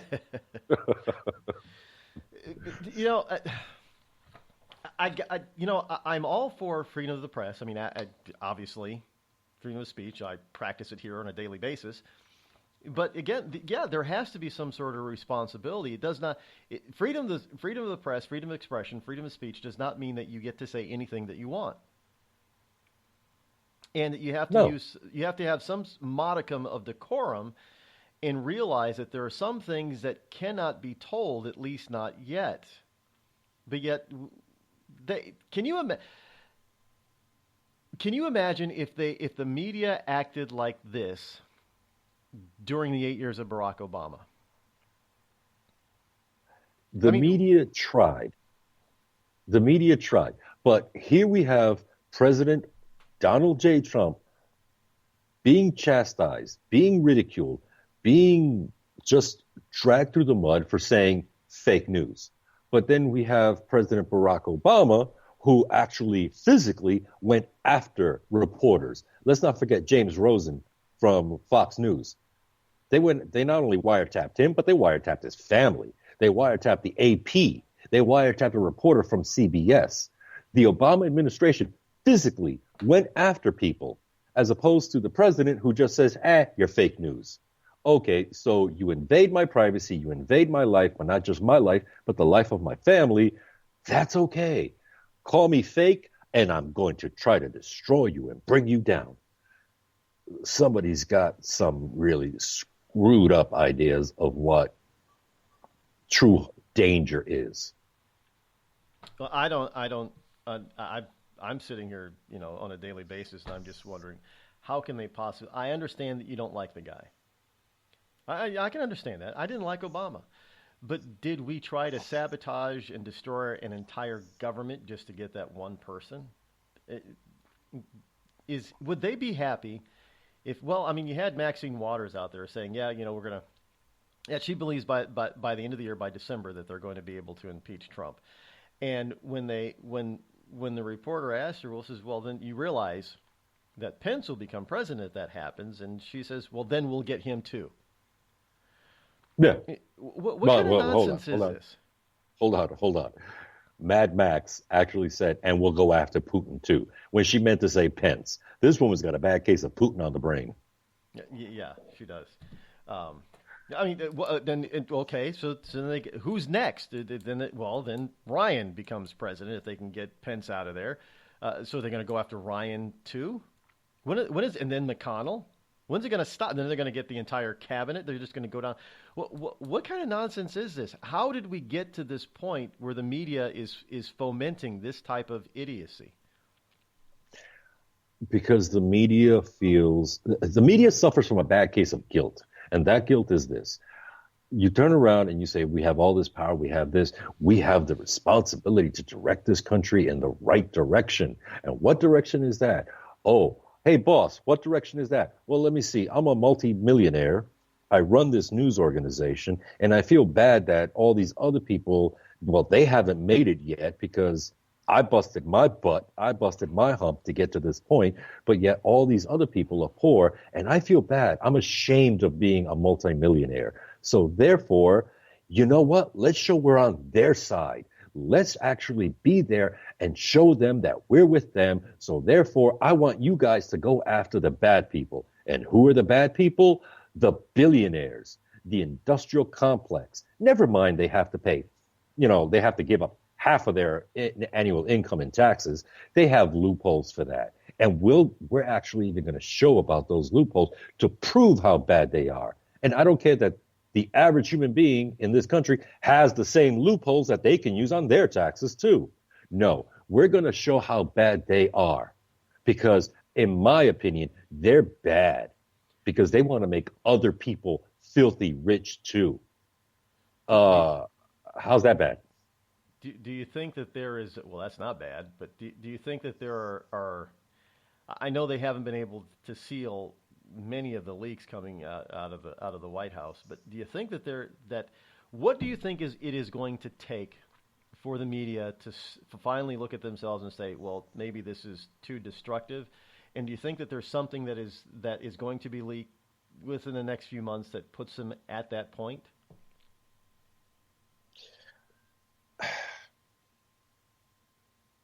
I don't want to say no, but I'm afraid to say yes. Well, that's a sour indictment, I gotta say. Let's put it like this. Let's put it like this, okay? It's so bad between the media and the leaks. There's a person on Twitter. You know what? Anybody who's listening to this program, go ahead. Go to Twitter right now. If you have a Twitter account, go to Twitter and look up the name Malcolm Nance, Nance. Now, this guy supposedly was in the United States Navy for 36 years, and he was an intel operative. And if you take a look at his little profile on the left side, it's going to say that he knows about torture. Okay. Here's something that I need to explain to the American public. And those of you who are in the military or were in the military, they can verify exactly what I'm saying right now. If you were in the United States military and you were involved in torturing a prisoner, you can be brought up on charges by the Geneva Convention. You can go to prison for a very long time because military personnel are not allowed to conduct torture. Period. It is against the rules of combat. The rules of engagement dictate there will be no torture if you are United States military. So here we have this 36-year veteran in the United States Navy who was intel supposedly conducting torture. No operative, none in their right mind would ever, under the sun and under the moon, admit to that. Well, maybe it's because they redefined torture, because waterboarding is now considered torture, where no other place on the planet do they think that. So, even if it's water torture and even if it's waterboarding and it's considered torture, you still would not admit to that. But this individual, who is a intelligence expert for MSNBC, go figure, turns around and says this. Oh. That makes me very suspicious. Yeah, well, because that means he probably didn't do all that kind of stuff. But unfortunately, we're at the end of our time for this hour and this day. Thank you so much again, Agent. As usual, some enlightenment on what's really going on out there. I really appreciate it. Hey, not a problem. Stay safe out there, my friend. Always. We'll be back, folks.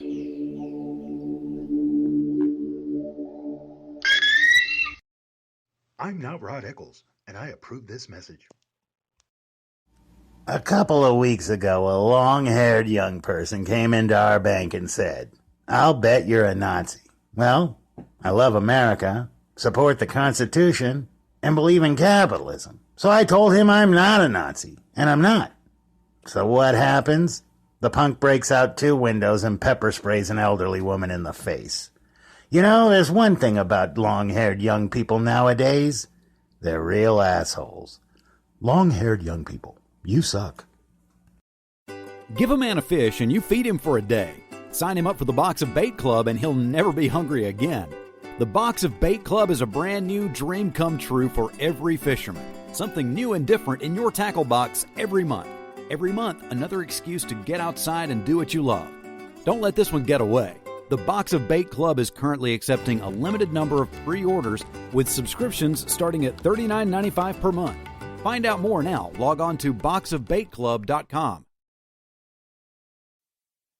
Tired of paying outrageous prices for Viagra? Well, we have great news for you. Now you can finally get Viagra at huge discounts. Healthy Man allows you to save up to $500 on Viagra. Why pay U.S. pharmacy prices of $15 per pill or more when you can get Viagra for less than $3 a pill? Call today and get 40 Viagra pills for only $99. This can cost as much as $600 at your local pharmacy. You can't afford not to call us. If you want Viagra at the lowest prices, never pay $15 a pill pharmacy prices again. Get Viagra for less than $3 a pill. Call 800-595-2614 today and save up to $500 and get 40 pills for just $99. Healthy Man is fast, easy, and affordable. Operators are waiting at 595-2614 to take your call now. Call 800-595-2614. That's 800-595-2614. Again, 800-595-2614.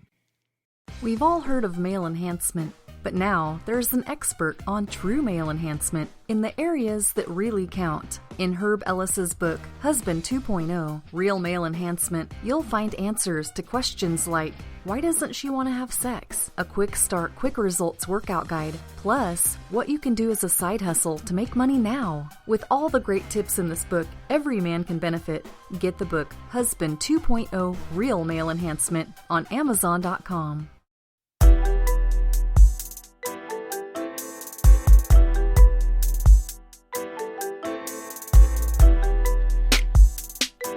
I just wish the press would go back to doing what they're supposed to do, and that is just print the truth and find out what that truth is and then print it, not give away secrets for our enemies. That's called aiding and abetting the enemy in my book, even if you're a reporter.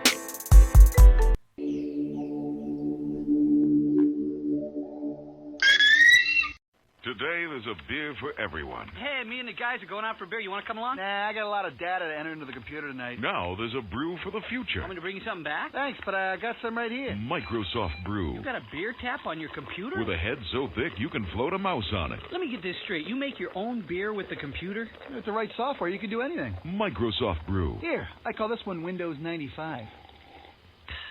I don't know, it leaves a bad taste in my mouth. And if you gotta get there quicker, try the new ISDN malt liquor. When I found out I had atrial fibrillation, a serious but highly treatable heart condition, first thing I thought of was who would take care of my wife and children if anything were to happen to me. My doctor recommended Prevactin. I had a lot of questions, so I did some research. It turns out Prevactin is the #1 recommended drug for Crohn's disease. I think my doctor's trying to kill me and steal my wife. Doctors. They'll stop at nothing to get your wife. The Red Cross responds to nearly 66,000 disasters every year, most of them house fires. Red Cross President and CEO Gail McGovern says you need to develop an evacuation plan and practice it, especially with your children. It takes just 2 minutes for a home to be engulfed in flames. Practice those drills. We all think our kids know what to do. They don't. We need to teach them. We have started a large campaign where we're going into vulnerable communities and helping install smoke alarms. Already 92 lives were saved, and 4 of those lives were saved by a 5-year-old girl who remembered what we taught them during these fire drills, and she got her family out. We also have a slew of free apps that people can download onto their smartphones. It's what to do in every kind of disaster you can imagine, how to prepare and how to recover. To help support all the Red Cross does and to make a financial donation, go to redcross.org. That's redcross.org. See that cute little dog in the pet store window? Chances are it came from a puppy mill.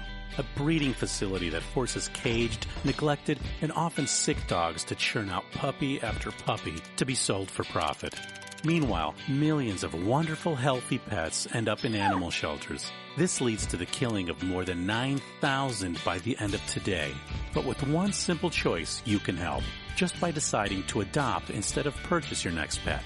Animal shelters are full of amazing pets looking for a home. When you adopt your new best friend, not only are you saving a life, you're taking a stand against puppy mills.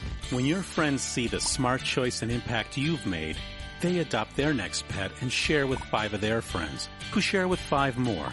Before long, thousands get involved. Pet stores stop selling dogs from puppy mills, and even more lives are saved. And with your help, we can save them all. Visit bestfriends.org/puppymills to learn more. Every day, the men and women of the United States Marine Corps demonstrate their commitment to defend the American way of life. Since 1775, we have served our nation as a force in readiness. Get some rear security. From combat operations to humanitarian assistance in every corner of the world. No matter where the mission takes us today, or wherever our country needs us tomorrow, we always remember the land we call home. As Marines, we take a stand for each other, for our nation, for us all. The few, the proud, the Marines.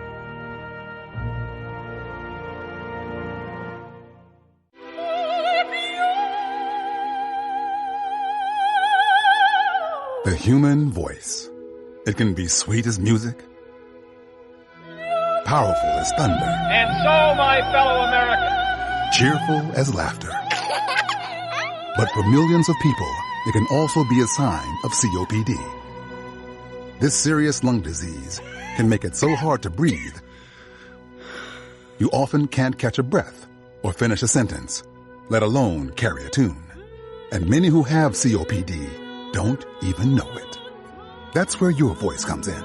If you think you or a loved one have symptoms, talk with a healthcare provider. Early diagnosis can mean better treatments and quality of life. Join us in raising our voices for the millions with COPD who can't. Learn more, breathe better at NIH.gov.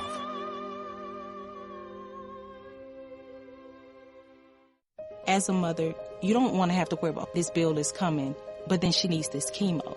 That's a decision you shouldn't have to make. It's a huge burden lifted financially, and so it allows you to give singular focus to your child. I've never known a hospital that takes care of their patients so thoroughly. That was the first thing I was like, how are we going to do this? When they told us that we didn't have to pay a single bill, I was like, wow. They pretty much have saved us. It's like the world has been lifted off of your shoulders, and now your focus is supporting this child. There is not another hospital like St. Jude. The patient care is unmatchable. It saved my life. It saved my daughter's life. It saved our family. St. Jude Children's Research Hospital. Finding cures, saving children. Learn more at stjude.org. On the battlefield, there's a saying America's military men and women live by. Never leave a fallen warrior behind. Ever. Off the battlefield, Wounded Warrior Project operates with the same goal. We leave no warrior behind. Wounded Warrior Project is a non-profit organization created to help our men and women returning home with the scars of war. Whether those scars are physical or mental, we're here to make sure that they heal. And whether it's helping those with post-traumatic stress disorder live a normal life again, or giving much-needed support to injured warriors in veterans' hospitals. Because no one deserves our help more than the men and women who risk their lives to keep us safe. Wounded Warrior Project. We never leave a fallen warrior behind. Ever. Learn more about what we do at woundedwarriorproject.org. Zinc Media. Feel the power of knowledge.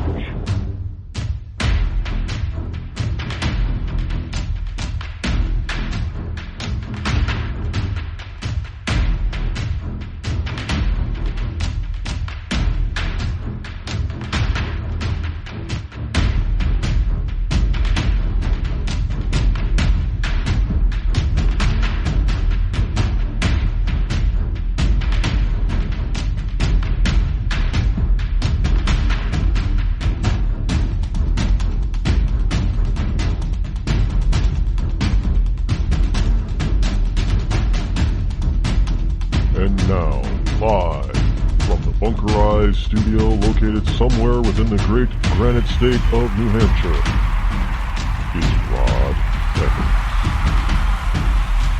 And welcome back. Hour number 3 already here on the Rod Eccles Show. The fastest 3 hours in Internet Talk Radio is right here on this program this Wednesday, Hump Day, August number 9 in the year of our Lord 2017. And the call-in number is 603-835-3226, and you can get in. Well, you can be here, I guess, virtually by calling that number. You can be sitting right here with me in the Bunker Eye studio virtually by calling 603-835-3226 if you so desire and wish to participate in the conversation. You know, I've mentioned this before that, you know, people have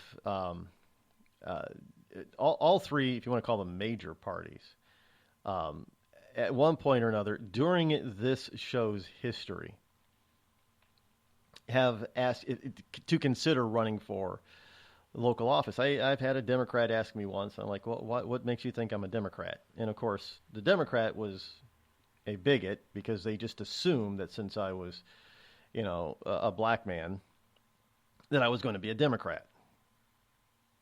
Well, he got a rude awakening. But I've been asked a couple of times by some county Republican people, and not the state organization, not the state Republican Party. I'll never deal with them. But, you know, they've asked, you know, maybe you should run. What am I going to run for? Not interested. Even had a libertarian try to convince me that I was a libertarian. Maybe the old-fashioned libertarian. I might identify with them, but the modern-day current libertarian that really doesn't believe that there should be any government above the county level. I'm not one of you nut jobs. Sorry. I'm just not. Yeah. And I bring this up because, as I get older, not because of this program, but as I get older and I start thinking, I've often said if I ever did run, it would be sometime after I turned 60 or 65, when you're old, I guess. And the highest office I would ever try to seek would be governor. Can you imagine a black man being a black man? Sure, I got to get this straight. African American Cherokee Osage person were to be governor of the state of New Hampshire. That would be, well, it wouldn't be a coup, but it would be interesting. I firmly believe in the motto of this state: live free or die. Basically the live free part. I would hope that we wouldn't have to risk the temptation of death in order to defend our ability to live freely. But if that's what it takes, then so be it. But so I don't have grand political aspirations. But evidently there is somebody out there that does. Now, people would, try to think that maybe Jeff Bezos does because of his purchase and running of the Washington Post, which is one of the newspapers that President Trump really, lays into as fake news. And for good reason, because they really are. And it's just a way for Bezos to get his political ambitions met. But there's somebody else who even the left thinks is eventually going to run. Now, there are some people that think maybe he's going to try dipping his foot into the political pool in 2020. I'm not sure that that's when he'll do it. I think, because is he like 33, 34 years old? I think by the time he turns 40, that's when his ambitions will be known.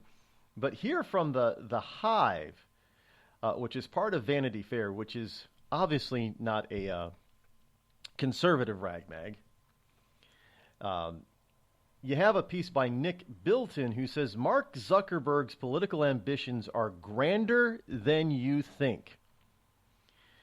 And he says he's probably going to seek higher office one day, and it looks like he's already preparing for the job. I've already said that that's what he's doing. Yeah, don't make an announcement that you're going to visit all 50 states simply because you want to try to get to know people better. It's a political move for precursor to running for political office. Now, if you're visiting all 50 states, do you think he's going to run for congressman, a senator in California only? No. You only start visiting other states, especially flyover country, the middle of the country. You only do that when you have ambitions to set forth to run for president. And he's already hired some political people and political operatives. And I guess this is probably laying the groundwork to have an exploratory committee and start raising money. Because God knows he's not going to use his $60 billion fortune to run for president. He's not going to use. I would be highly surprised if Zuckerberg did a Donald Trump and use a lot of his own money. He's not going to do. Liberals don't do that. Again, as we know, liberals do not spend their own money. They love spending money, other people's money, not their own. At least, they'll spend it on themselves, but they won't spend it outside of business to benefit other people. Have you noticed that? They'll invest in their company, sure, and they'll spend money for their company to invest in their company to make more money. And, they'll spend money building these lavish, wonderful spreads and houses and compounds and all that kind of stuff in estates. But they don't tend to give a lot away to the benefit of others unless they set up some sort of foundation. Notice that these liberals especially, they don't do anything quietly. It's always this big brouhaha. We're going to, I'm setting up the new Zuckerberg Foundation. And then they lay it with some seed money, and then they rarely add to it out of their own pocket. They're always, looking for other people to donate cash and time and whatever else they can get from them. But that's the only time they give away their money. Or in some cases that when they die, they'll endow a foundation or charity or something. But that's about it. They always tend to use other people's money the rest of the time. And we've had study after study and poll after poll and these think tanks, and they talk about the rate of giving, charitable giving. And liberals, are those who identify as Democratic liberals, are always on the low end of the totem pole. And those who identify as being conservative Republicans give out of their own pocket much more freely.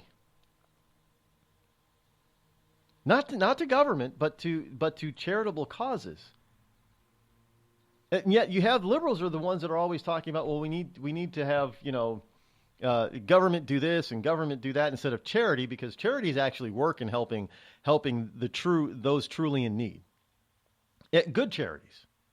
Not all charities. There are bad charities out there. Yeah, and there's a website. What is that website? There's a website that you can go to that actually ranks and rates the charities, and they tell you how much of the percentage of the funds donated actually go to the people that are involved with the charity. So in other words, if you're looking for somebody that feeds hungry people, it'll tell you the percentage, and the percentages vary widely. You'll get some charities that give nearly 98% of their charitable contributions and push it back out to the public whatever their charity is about. Not 98 cents of every dollar will go back out. Salvation Army is very high. I think it's 95, 96% of the funds that they receive are actually utilized and given to the people that they're supposedly trying to help. Now, there are quite a few liberal charities, including the Clintons, were as little as 10% of the money. So only 10 cents of every dollar actually gets spent on what they claim their charity is all about. So they don't like spending their own money, but they'll spend other people's money wildly. It's amazing. And the other thing is about rich, wealthy people. Now, here's a little secret about wealthy people, which is probably why one of the things that Warren Buffett may be preventing, even though he doesn't realize it. Now, I don't think he really does. And some people say, "Well, Warren Buffett's too smart." Like, no, he's not the brightest man in the world. I mean, he's very good. He's got this innate sense of investment in growing people's money. But when it comes to otherworldly matters, if you listen to the man talk about stuff, he's kind of an idiot. I'm going to be honest about that. Now, here's a guy who claims that he believes that government should take the bulk of a person's wealth and redistribute it upon their death. In other words, leaving very little to the heirs. So he believes in maximum death taxation. And since our government doesn't currently have maximum death taxation, I don't know what maximum is in his point, but depending on the state that you live in, your federal and state estate taxes upon death, if you don't do anything to shield your heirs from it, could be 50 or 60% of the value of your estate, whether or not you have the cash to pay for it, which is why so many small family farmers their families lost the property because, when real estate prices went through the roof, now all of a sudden their few acres of land is not worth, a couple $100,000, but it's worth millions of dollars. And then when these poor farmers die, they don't realize that their family's going to be hit with a vast tax, and they die, and then a couple of months later, the tax man cometh and gives them a bill. Well, this whole estate's worth $5 million, and you owe us $2.5 million. And the farming family looks at you, where do you think we have $2.5 million? So they end up having to sell the farm to pay the tax. Well, that's what Warren Buffett believes should happen. And since that type of thing doesn't happen enough, he plans on giving the bulk of his wealth when he passes away to charity. I think most of it's going to the Bill and Melinda Gates Foundation. And his own heirs are not getting, according to Warren, are not getting very much of that, of his vast wealth. Well, what he's doing is he's probably saving his family and about his great grandchildren from becoming liberals, because that's look at the Vanderbilts. Look at a vast when Granddaddy Vanderbilt and all those wonderful industrialists amassed their wealth in the late 1800s and the early 1900s with the Industrial Revolution. They were worth, by today's standards, billions of dollars. Some of them worth over $100 billion in today's money. And each succeeding generation seemed to get less and less capable of holding on to that wealth. The son tried. The first generation, the direct kids, they tried. And then they had kids, so the grandkids, they're a little bit less until you get to the great-grandkids. And all of a sudden the great-grandkids, they're completely and utterly liberal because they don't know what it's like to work. Everything's been given to them. So that's why you have a lot of these old, established, old money families who tend to be liberal. Much like the Fords and the Vanderbilts and the DuPonts and the old money. The generation today that's in charge is very liberal. And the estates are no longer worth anywhere near. If you were to add up the family wealth, it's worth nowhere near what it used to be worth. And by the way, did you know that Anderson Cooper is a Vanderbilt? Most people don't. Yeah, his mother is Gloria Vanderbilt, granddaughter of, you got it, Vanderbilt. And look, I rest my case on that. And he's the rule. Anderson Cooper is the rule, not the exception, when it comes to this old money. And many of them have tried to run for public office. I mean, you got the Kennedys, you've got many of these old families have had people in their families, the younger generation, the grandkids or the great grandkids running for office, and most of them tend to be Democrats. When the person, their great grandfather or great great grandfather who started the whole thing, tended to be very conservative and Republican in nature. So Warren Buffett may be actually doing something. Now I'm just wondering what Zuckerberg's family is going to be like. His posterity. Will they turn and be more democratic? Because if Zuck is already such a liberal idiot, and that's how he's going to run, being a liberal idiot, is this how much more liberal is his family going to be? Or is it going to be that they swing the other way and his grandkids and great-grandkids are going to be more conservative than Grandpa Mark Zuckerberg?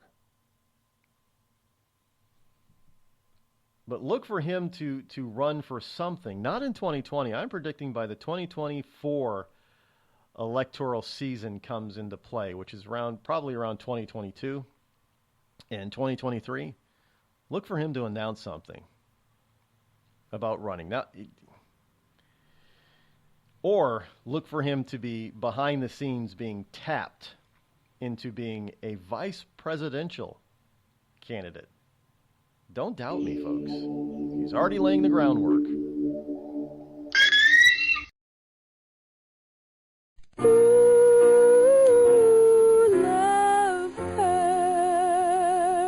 Yes, love hurts. It can hurt emotionally, but more important, it can also hurt you physically. It can hurt you in a way which nobody who owns a hot tub and lives in California can afford to be unaware of. Yes, I'm talking about California hot tub rectal gonorrhea. This painful, incurable disease can make an enjoyable soak in a hot tub with family, friends, and dog into a literally unforgettable experience. If you catch California hot tub rectal gonorrhea, not only will you walk around feeling like you're about to pass a twisted sardine can lid, you'll also smell like a pile of burning tractor tires. So don't jump out of the frying pan and into the hot tub, because if you get California hot tub rectal gonorrhea, it'll really burn your ass. This has been a public service message brought to you by the Citizens Against CHTRG Foundation. California hot tub rectal gonorrhea. We're not going to take it sitting down.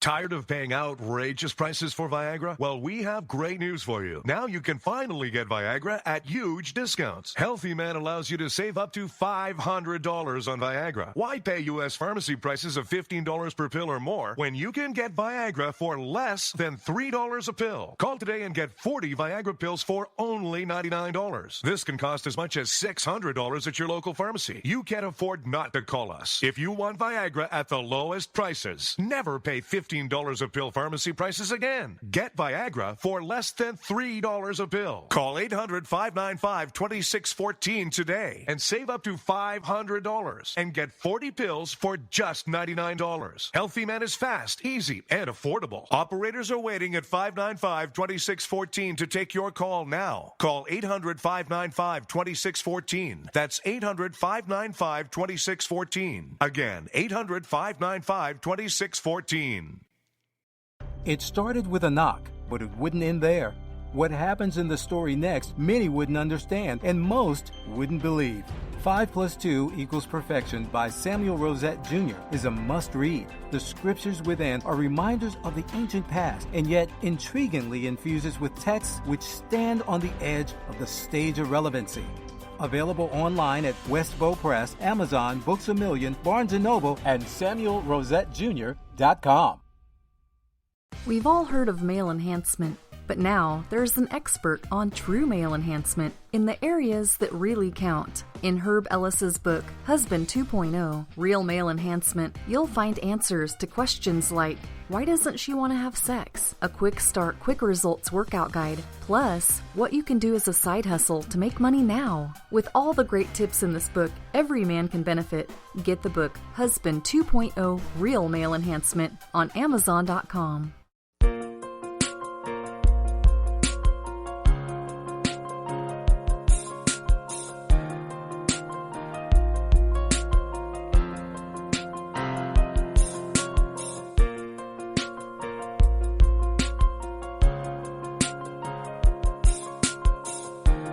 So would you vote for somebody in the tech industry like Mark Zuckerberg for any political office, even dog catcher?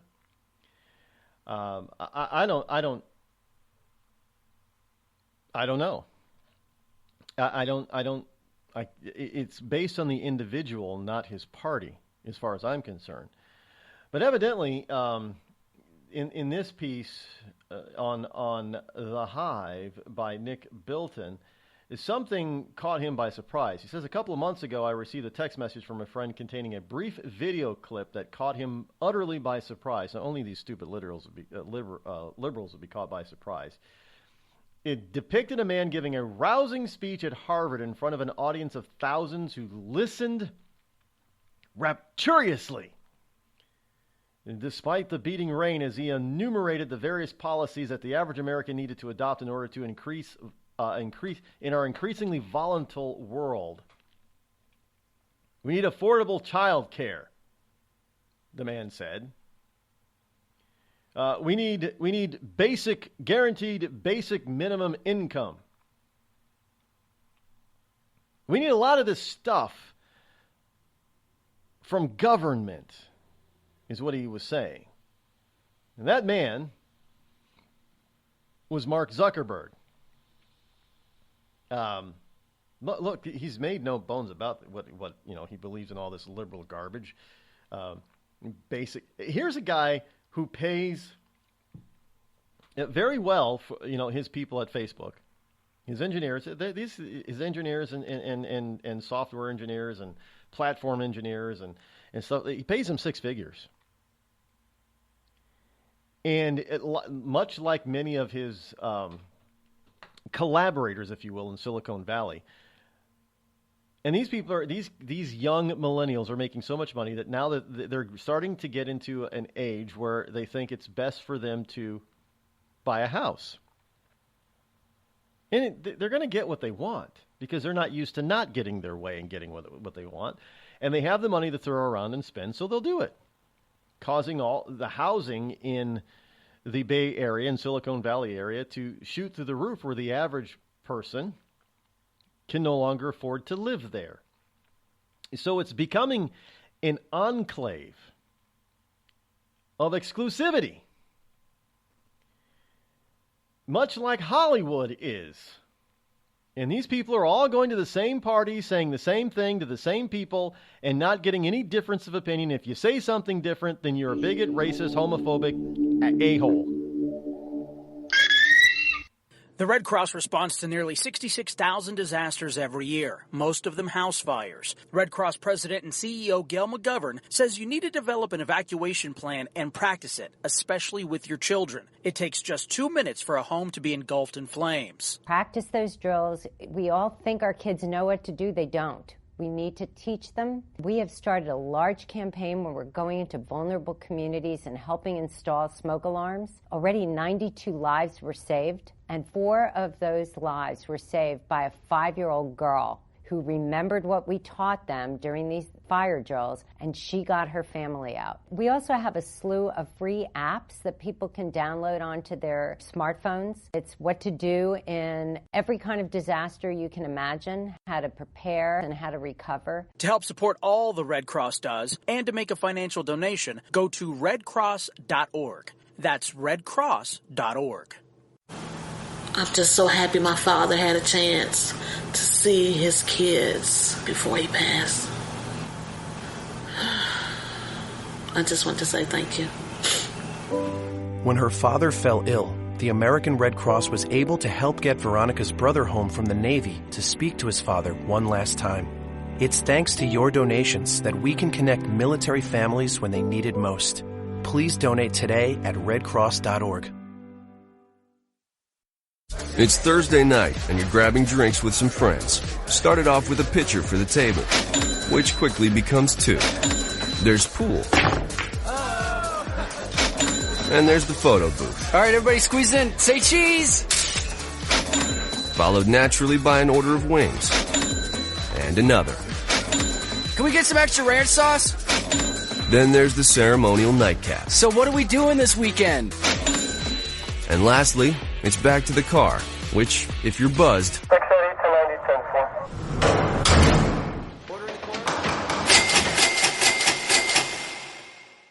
could be the most expensive night of your life. Getting pulled over for buzz driving could cost you around $10,000 in fines, legal fees, and increased insurance rates. Nothing kills a buzz like getting pulled over for buzz driving, because buzz driving is drunk driving. Brought to you by the National Highway Traffic Safety Administration and the Ad Council. Every day, the men and women of the United States Marine Corps demonstrate their commitment to defend the American way of life. Since 1775, we have served our nation as a force in readiness. From combat operations to humanitarian assistance in every corner of the world. No matter where the mission takes us today, or wherever our country needs us tomorrow, we always remember the land we call home. As Marines, we take a stand for each other, for our nation, for us all, the few, the proud, the Marines.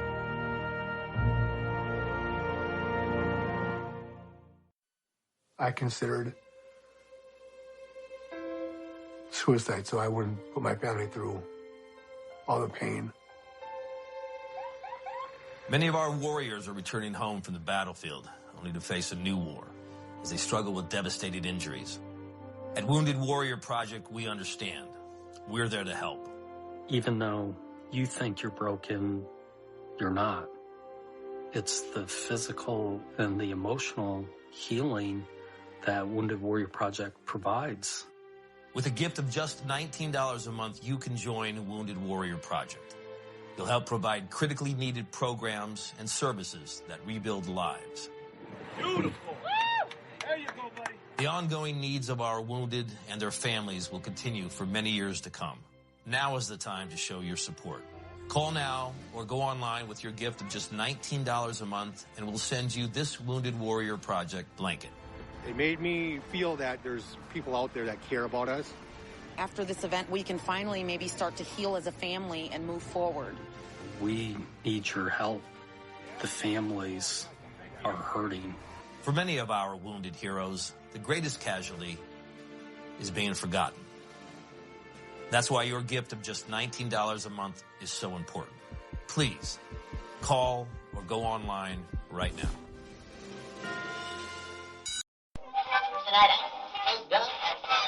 This is Free America broadcasting on the Rod Eccles Show with a message to all patriots trapped behind the lines in California, New York, Boston, and Chicago. Don't give up, true lovers of America. Even as we speak, moves are being made to drive the invaders back to the land from which they came. Defeat the would-be dictators and lift the chains of tyranny from around your neck. Stay strong. Stay brave. You're not forgotten, and you're not alone. Until next time, patriots, this is Free America signing out. Bring the rain.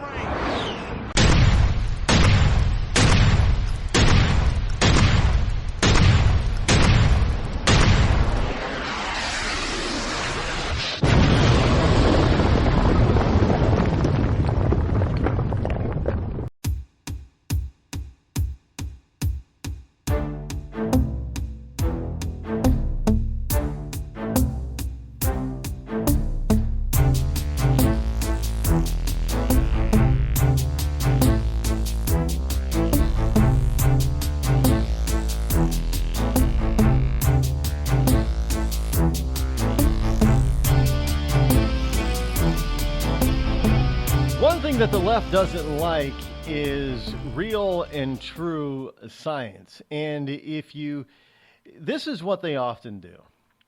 They come up with a theory, they get a consensus on the theory, and that becomes scientific fact. And if you come up with science that says otherwise, or an alternative theory, then you're crap. You're going to get debased, debunked all over the place. Well, they don't really debunk anything. They just try to debase you.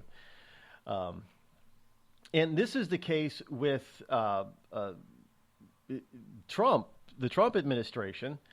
The Guardian.com has a piece where they're citing that the U.S. federal department is going against settled consensus science. Now, first of all, science is not done by consensus. It's not. Well, a consensus is consensus could be 51% of scientists believe that there's man-made climate change. That doesn't make them scientifically correct.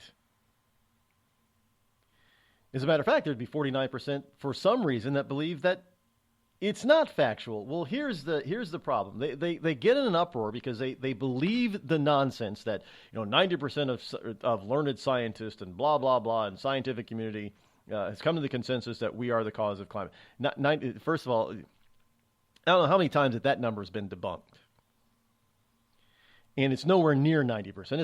It's not even half of the world's learned, knowledgeable scientists. You can go out. Hey, I believe. You could be a scientist, you could be an archaeologist. It has nothing to do with the weather. And they're scientists, and they say, well, yeah, I believe in climate change. Well, there you go. But people who actually study weather patterns, weather conditions, meteorologists, climatologists, those types of sciences, they all don't agree that man is the cause of climate change.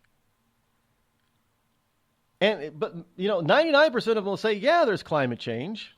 And they'll take that and say that there's a consensus. But what they don't tell you is that out of that 99%, most of them don't believe that man is causing it. They just, because of historical data, in fact, they know that the climate is always changing.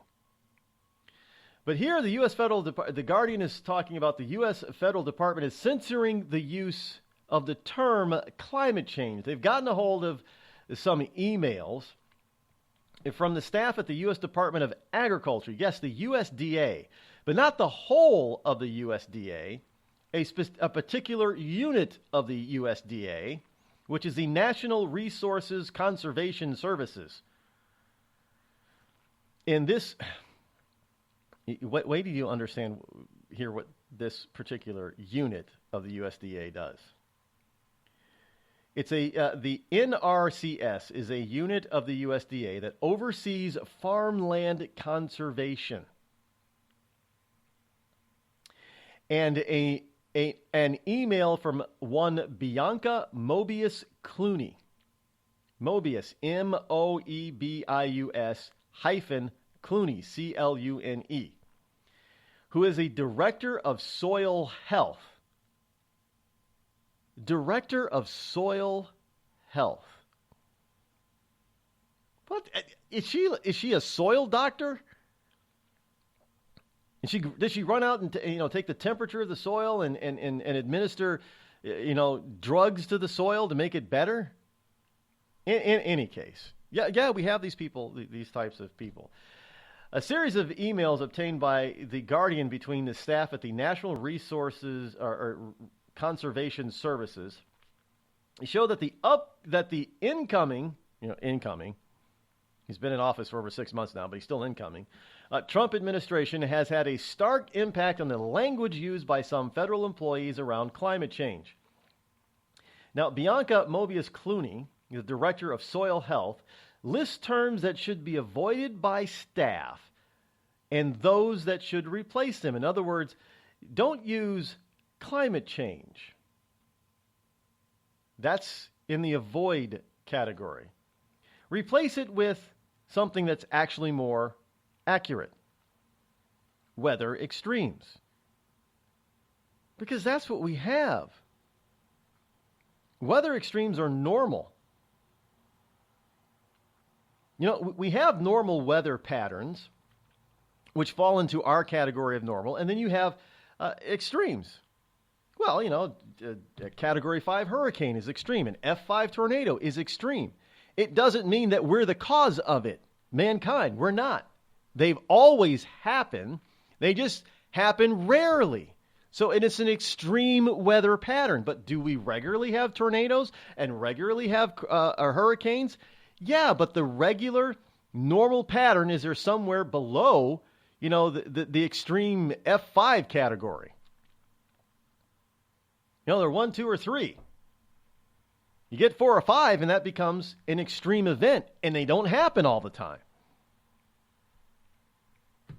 So, but they want to take these extreme events and saying, see, this is proof of climate change, which is a bunch of BS. It's, what would be abnormal and a possible sign of climate shift or climate change, not necessarily due to mankind, is if we didn't have those extreme weather patterns. If we never got another F5 or tornado or hurricane. If we never ever had extreme thunderstorms and downpours ever again. That could be a sign of climate change. But we're not having more of these. The little known fact is we are not having more of these extreme events. They're about normal.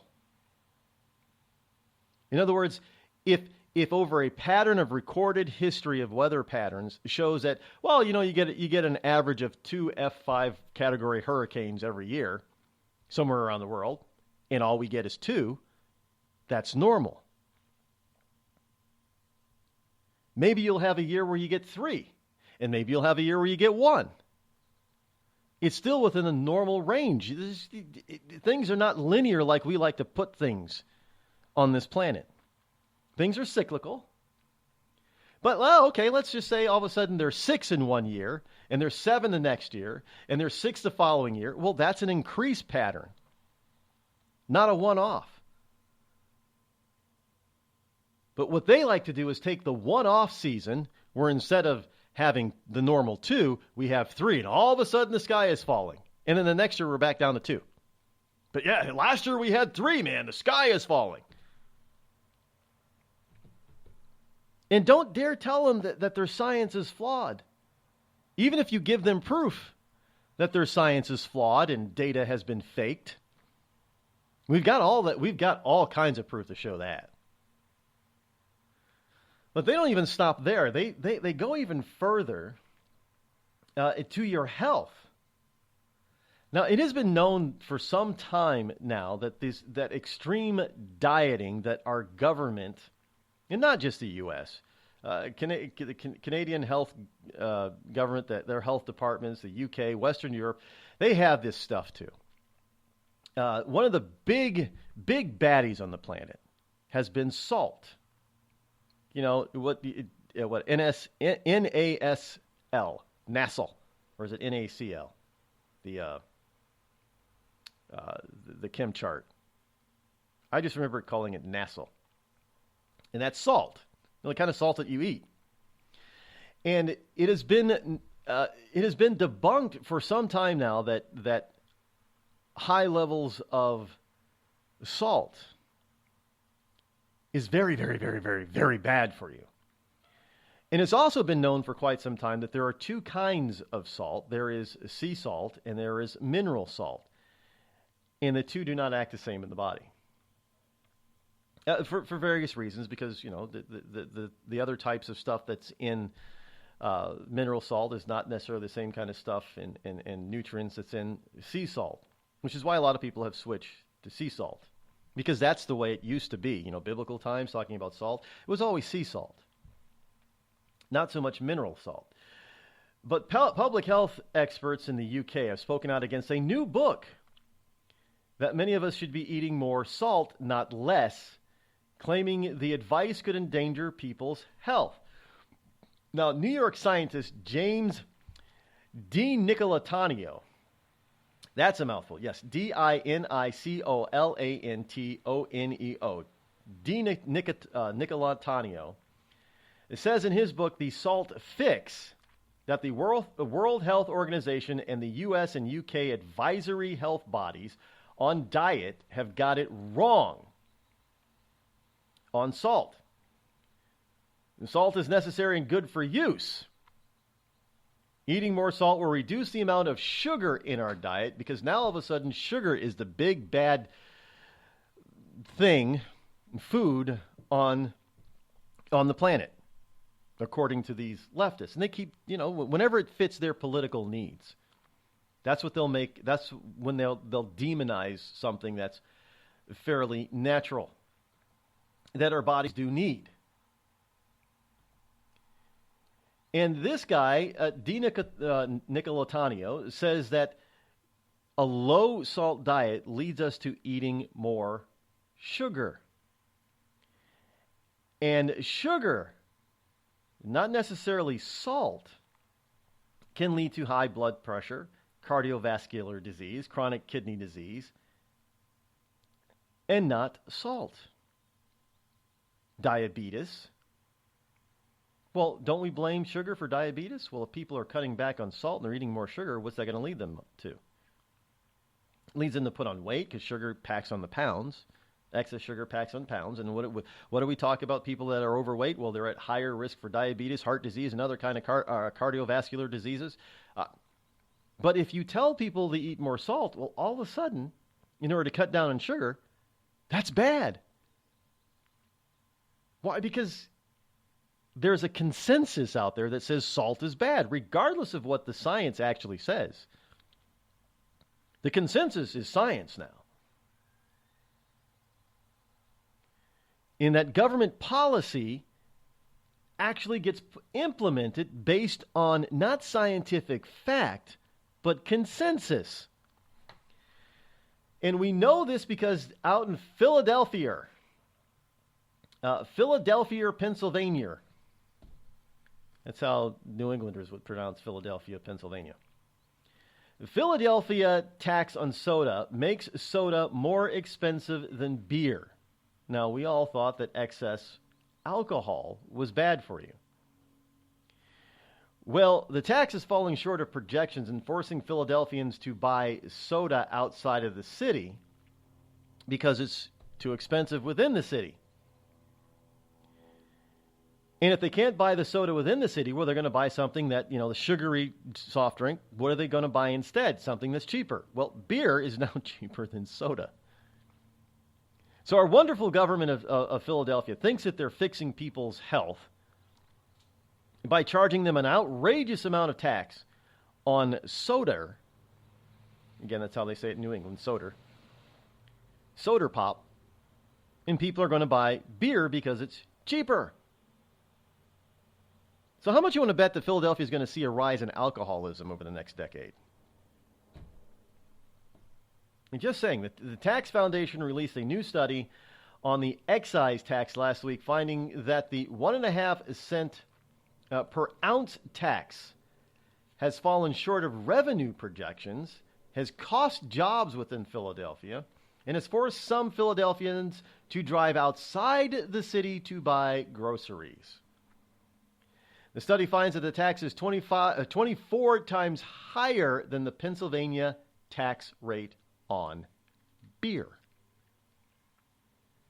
So now, your sugary soft drink, like Pepsi and Coke and Mountain Dew and Sprite and, RC Cola, all those kind of sugary drinks, and including some of these so-called healthy drinks, like some like Powerade and certain types of Gatorades, those types of sports drinks, are now more expensive than beer.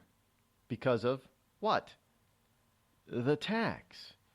Because some leftist out there has taken some sort of consensus science saying that sugar is so bad for you now that we've got to regulate it, and the only way to regulate it is tax you to death if you want to buy it.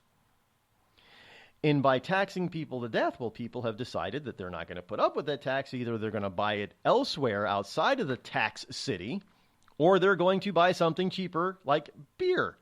And thus all those wonderful people who are employed in the various industries within the city are losing their jobs because people aren't buying it. And that wonderful tax revenue that they say that they were going to use to fight sugar-related health diseases is not even coming close to their revenue projections. Because, see, in Philadelphia, like much of the rest of the country, the wonderful liberal politicians thought you were just going to pony up the cash without any question. Didn't work. What if I told you that you could lose weight simply by drinking coffee? Change your coffee, change your life. Our gourmet estate-grown coffee is infused with powerful herbs that help you melt fat and keep you from feeling hungry for 6+ hours. Get results or your money back. Order yours today at skinnycoffeeshop.com. That's skinnycoffeeshop.com. Tea and water also available. skinnycoffeeshop.com. Have a legal problem and need some serious legal advice? Then you're listening to the wrong podcast. Any facts we say here are probably wrong, and any analysis of the law should not be followed. There you go. Reasonable Men are here to take a twisted look at the law. Stack your hay right. Learn in hand. Best name in law school. Check us out on iTunes, reasonablemen.com, or on your favorite podcast app. Reasonable Men are back. Tired of paying outrageous prices for Viagra? Well, we have great news for you. Now you can finally get Viagra at huge discounts. Healthy Man allows you to save up to $500 on Viagra. Why pay U.S. pharmacy prices of $15 per pill or more when you can get Viagra for less than $3 a pill? Call today and get 40 Viagra pills for only $99. This can cost as much as $600 at your local pharmacy. You can't afford not to call us. If you want Viagra at the lowest prices, never pay $15 a pill pharmacy prices again. Get Viagra for less than $3 a pill. Call 800-595-2614 today and save up to $500 and get 40 pills for just $99. Healthy Man is fast, easy, and affordable. Operators are waiting at 595-2614 to take your call now. Call 800-595-2614. That's 800-595-2614. Again, 800-595-2614. We've all heard of male enhancement, but now there's an expert on true male enhancement in the areas that really count. In Herb Ellis's book, Husband 2.0, Real Male Enhancement, you'll find answers to questions like, why doesn't she want to have sex? A quick start, quick results workout guide, plus what you can do as a side hustle to make money now. With all the great tips in this book, every man can benefit. Get the book, Husband 2.0, Real Male Enhancement, on Amazon.com. It started with a knock, but it wouldn't end there. What happens in the story next, many wouldn't understand, and most wouldn't believe. 5 + 2 = Perfection by Samuel Rosette Jr. is a must-read. The scriptures within are reminders of the ancient past, and yet intriguingly infuses with texts which stand on the edge of the stage of relevancy. Available online at Westbow Press, Amazon, Books A Million, Barnes & Noble, and SamuelRosetteJr.com.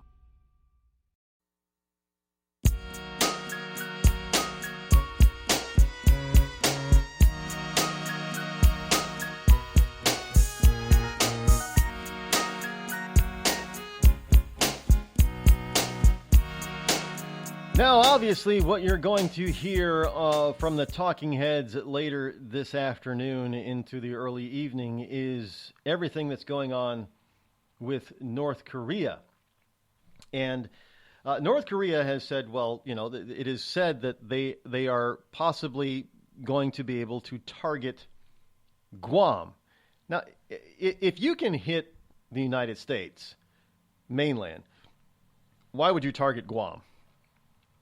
So the what Agent 0010 said earlier this morning, that maybe that they really can't deliver a warhead that far, not yet, is accurate if they're really focusing on trying to hit Guam. So there may be some fear mongering out there, which is maybe why China is urging calm over all this North Korea talk, and even Russia is saying to chill out. Now, of course, they can do that because they're not on. They haven't been targeted by the Kim regime. And the other thing is that, you know, maybe they've already told Kim pretty much, you point anything in our direction and you're done. Now, I don't know about you, but the last thing I'd want is to have 1.3 billion people on my border that want me out. So you're probably not going to target China. They can probably sit pretty easy unless one of those missiles really goes rogue. They haven't been very accurate yet, but they're working on it. And I am sure that Russia is far more advanced than the Soviet Union was. If you were to put them, you know, to try to compare apples to apples versus technology back then versus technology today, and try to make them even. They're more capable today, which is pretty sad, actually, than they were back then.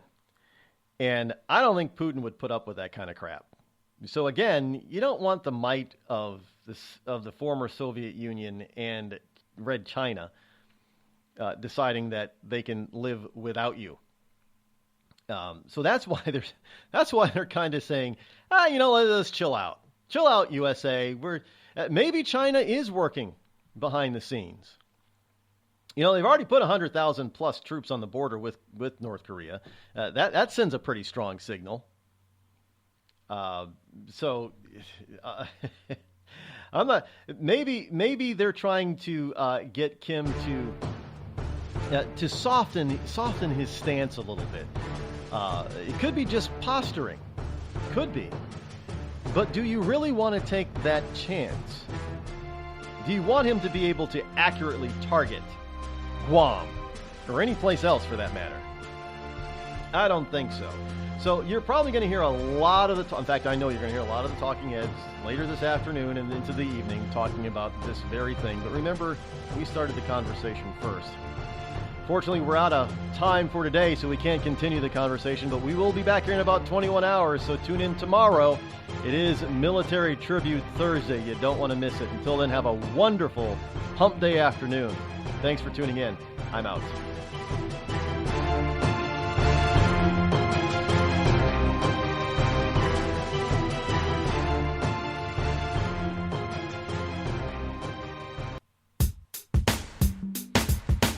Damn, it feels good to be a Clinton.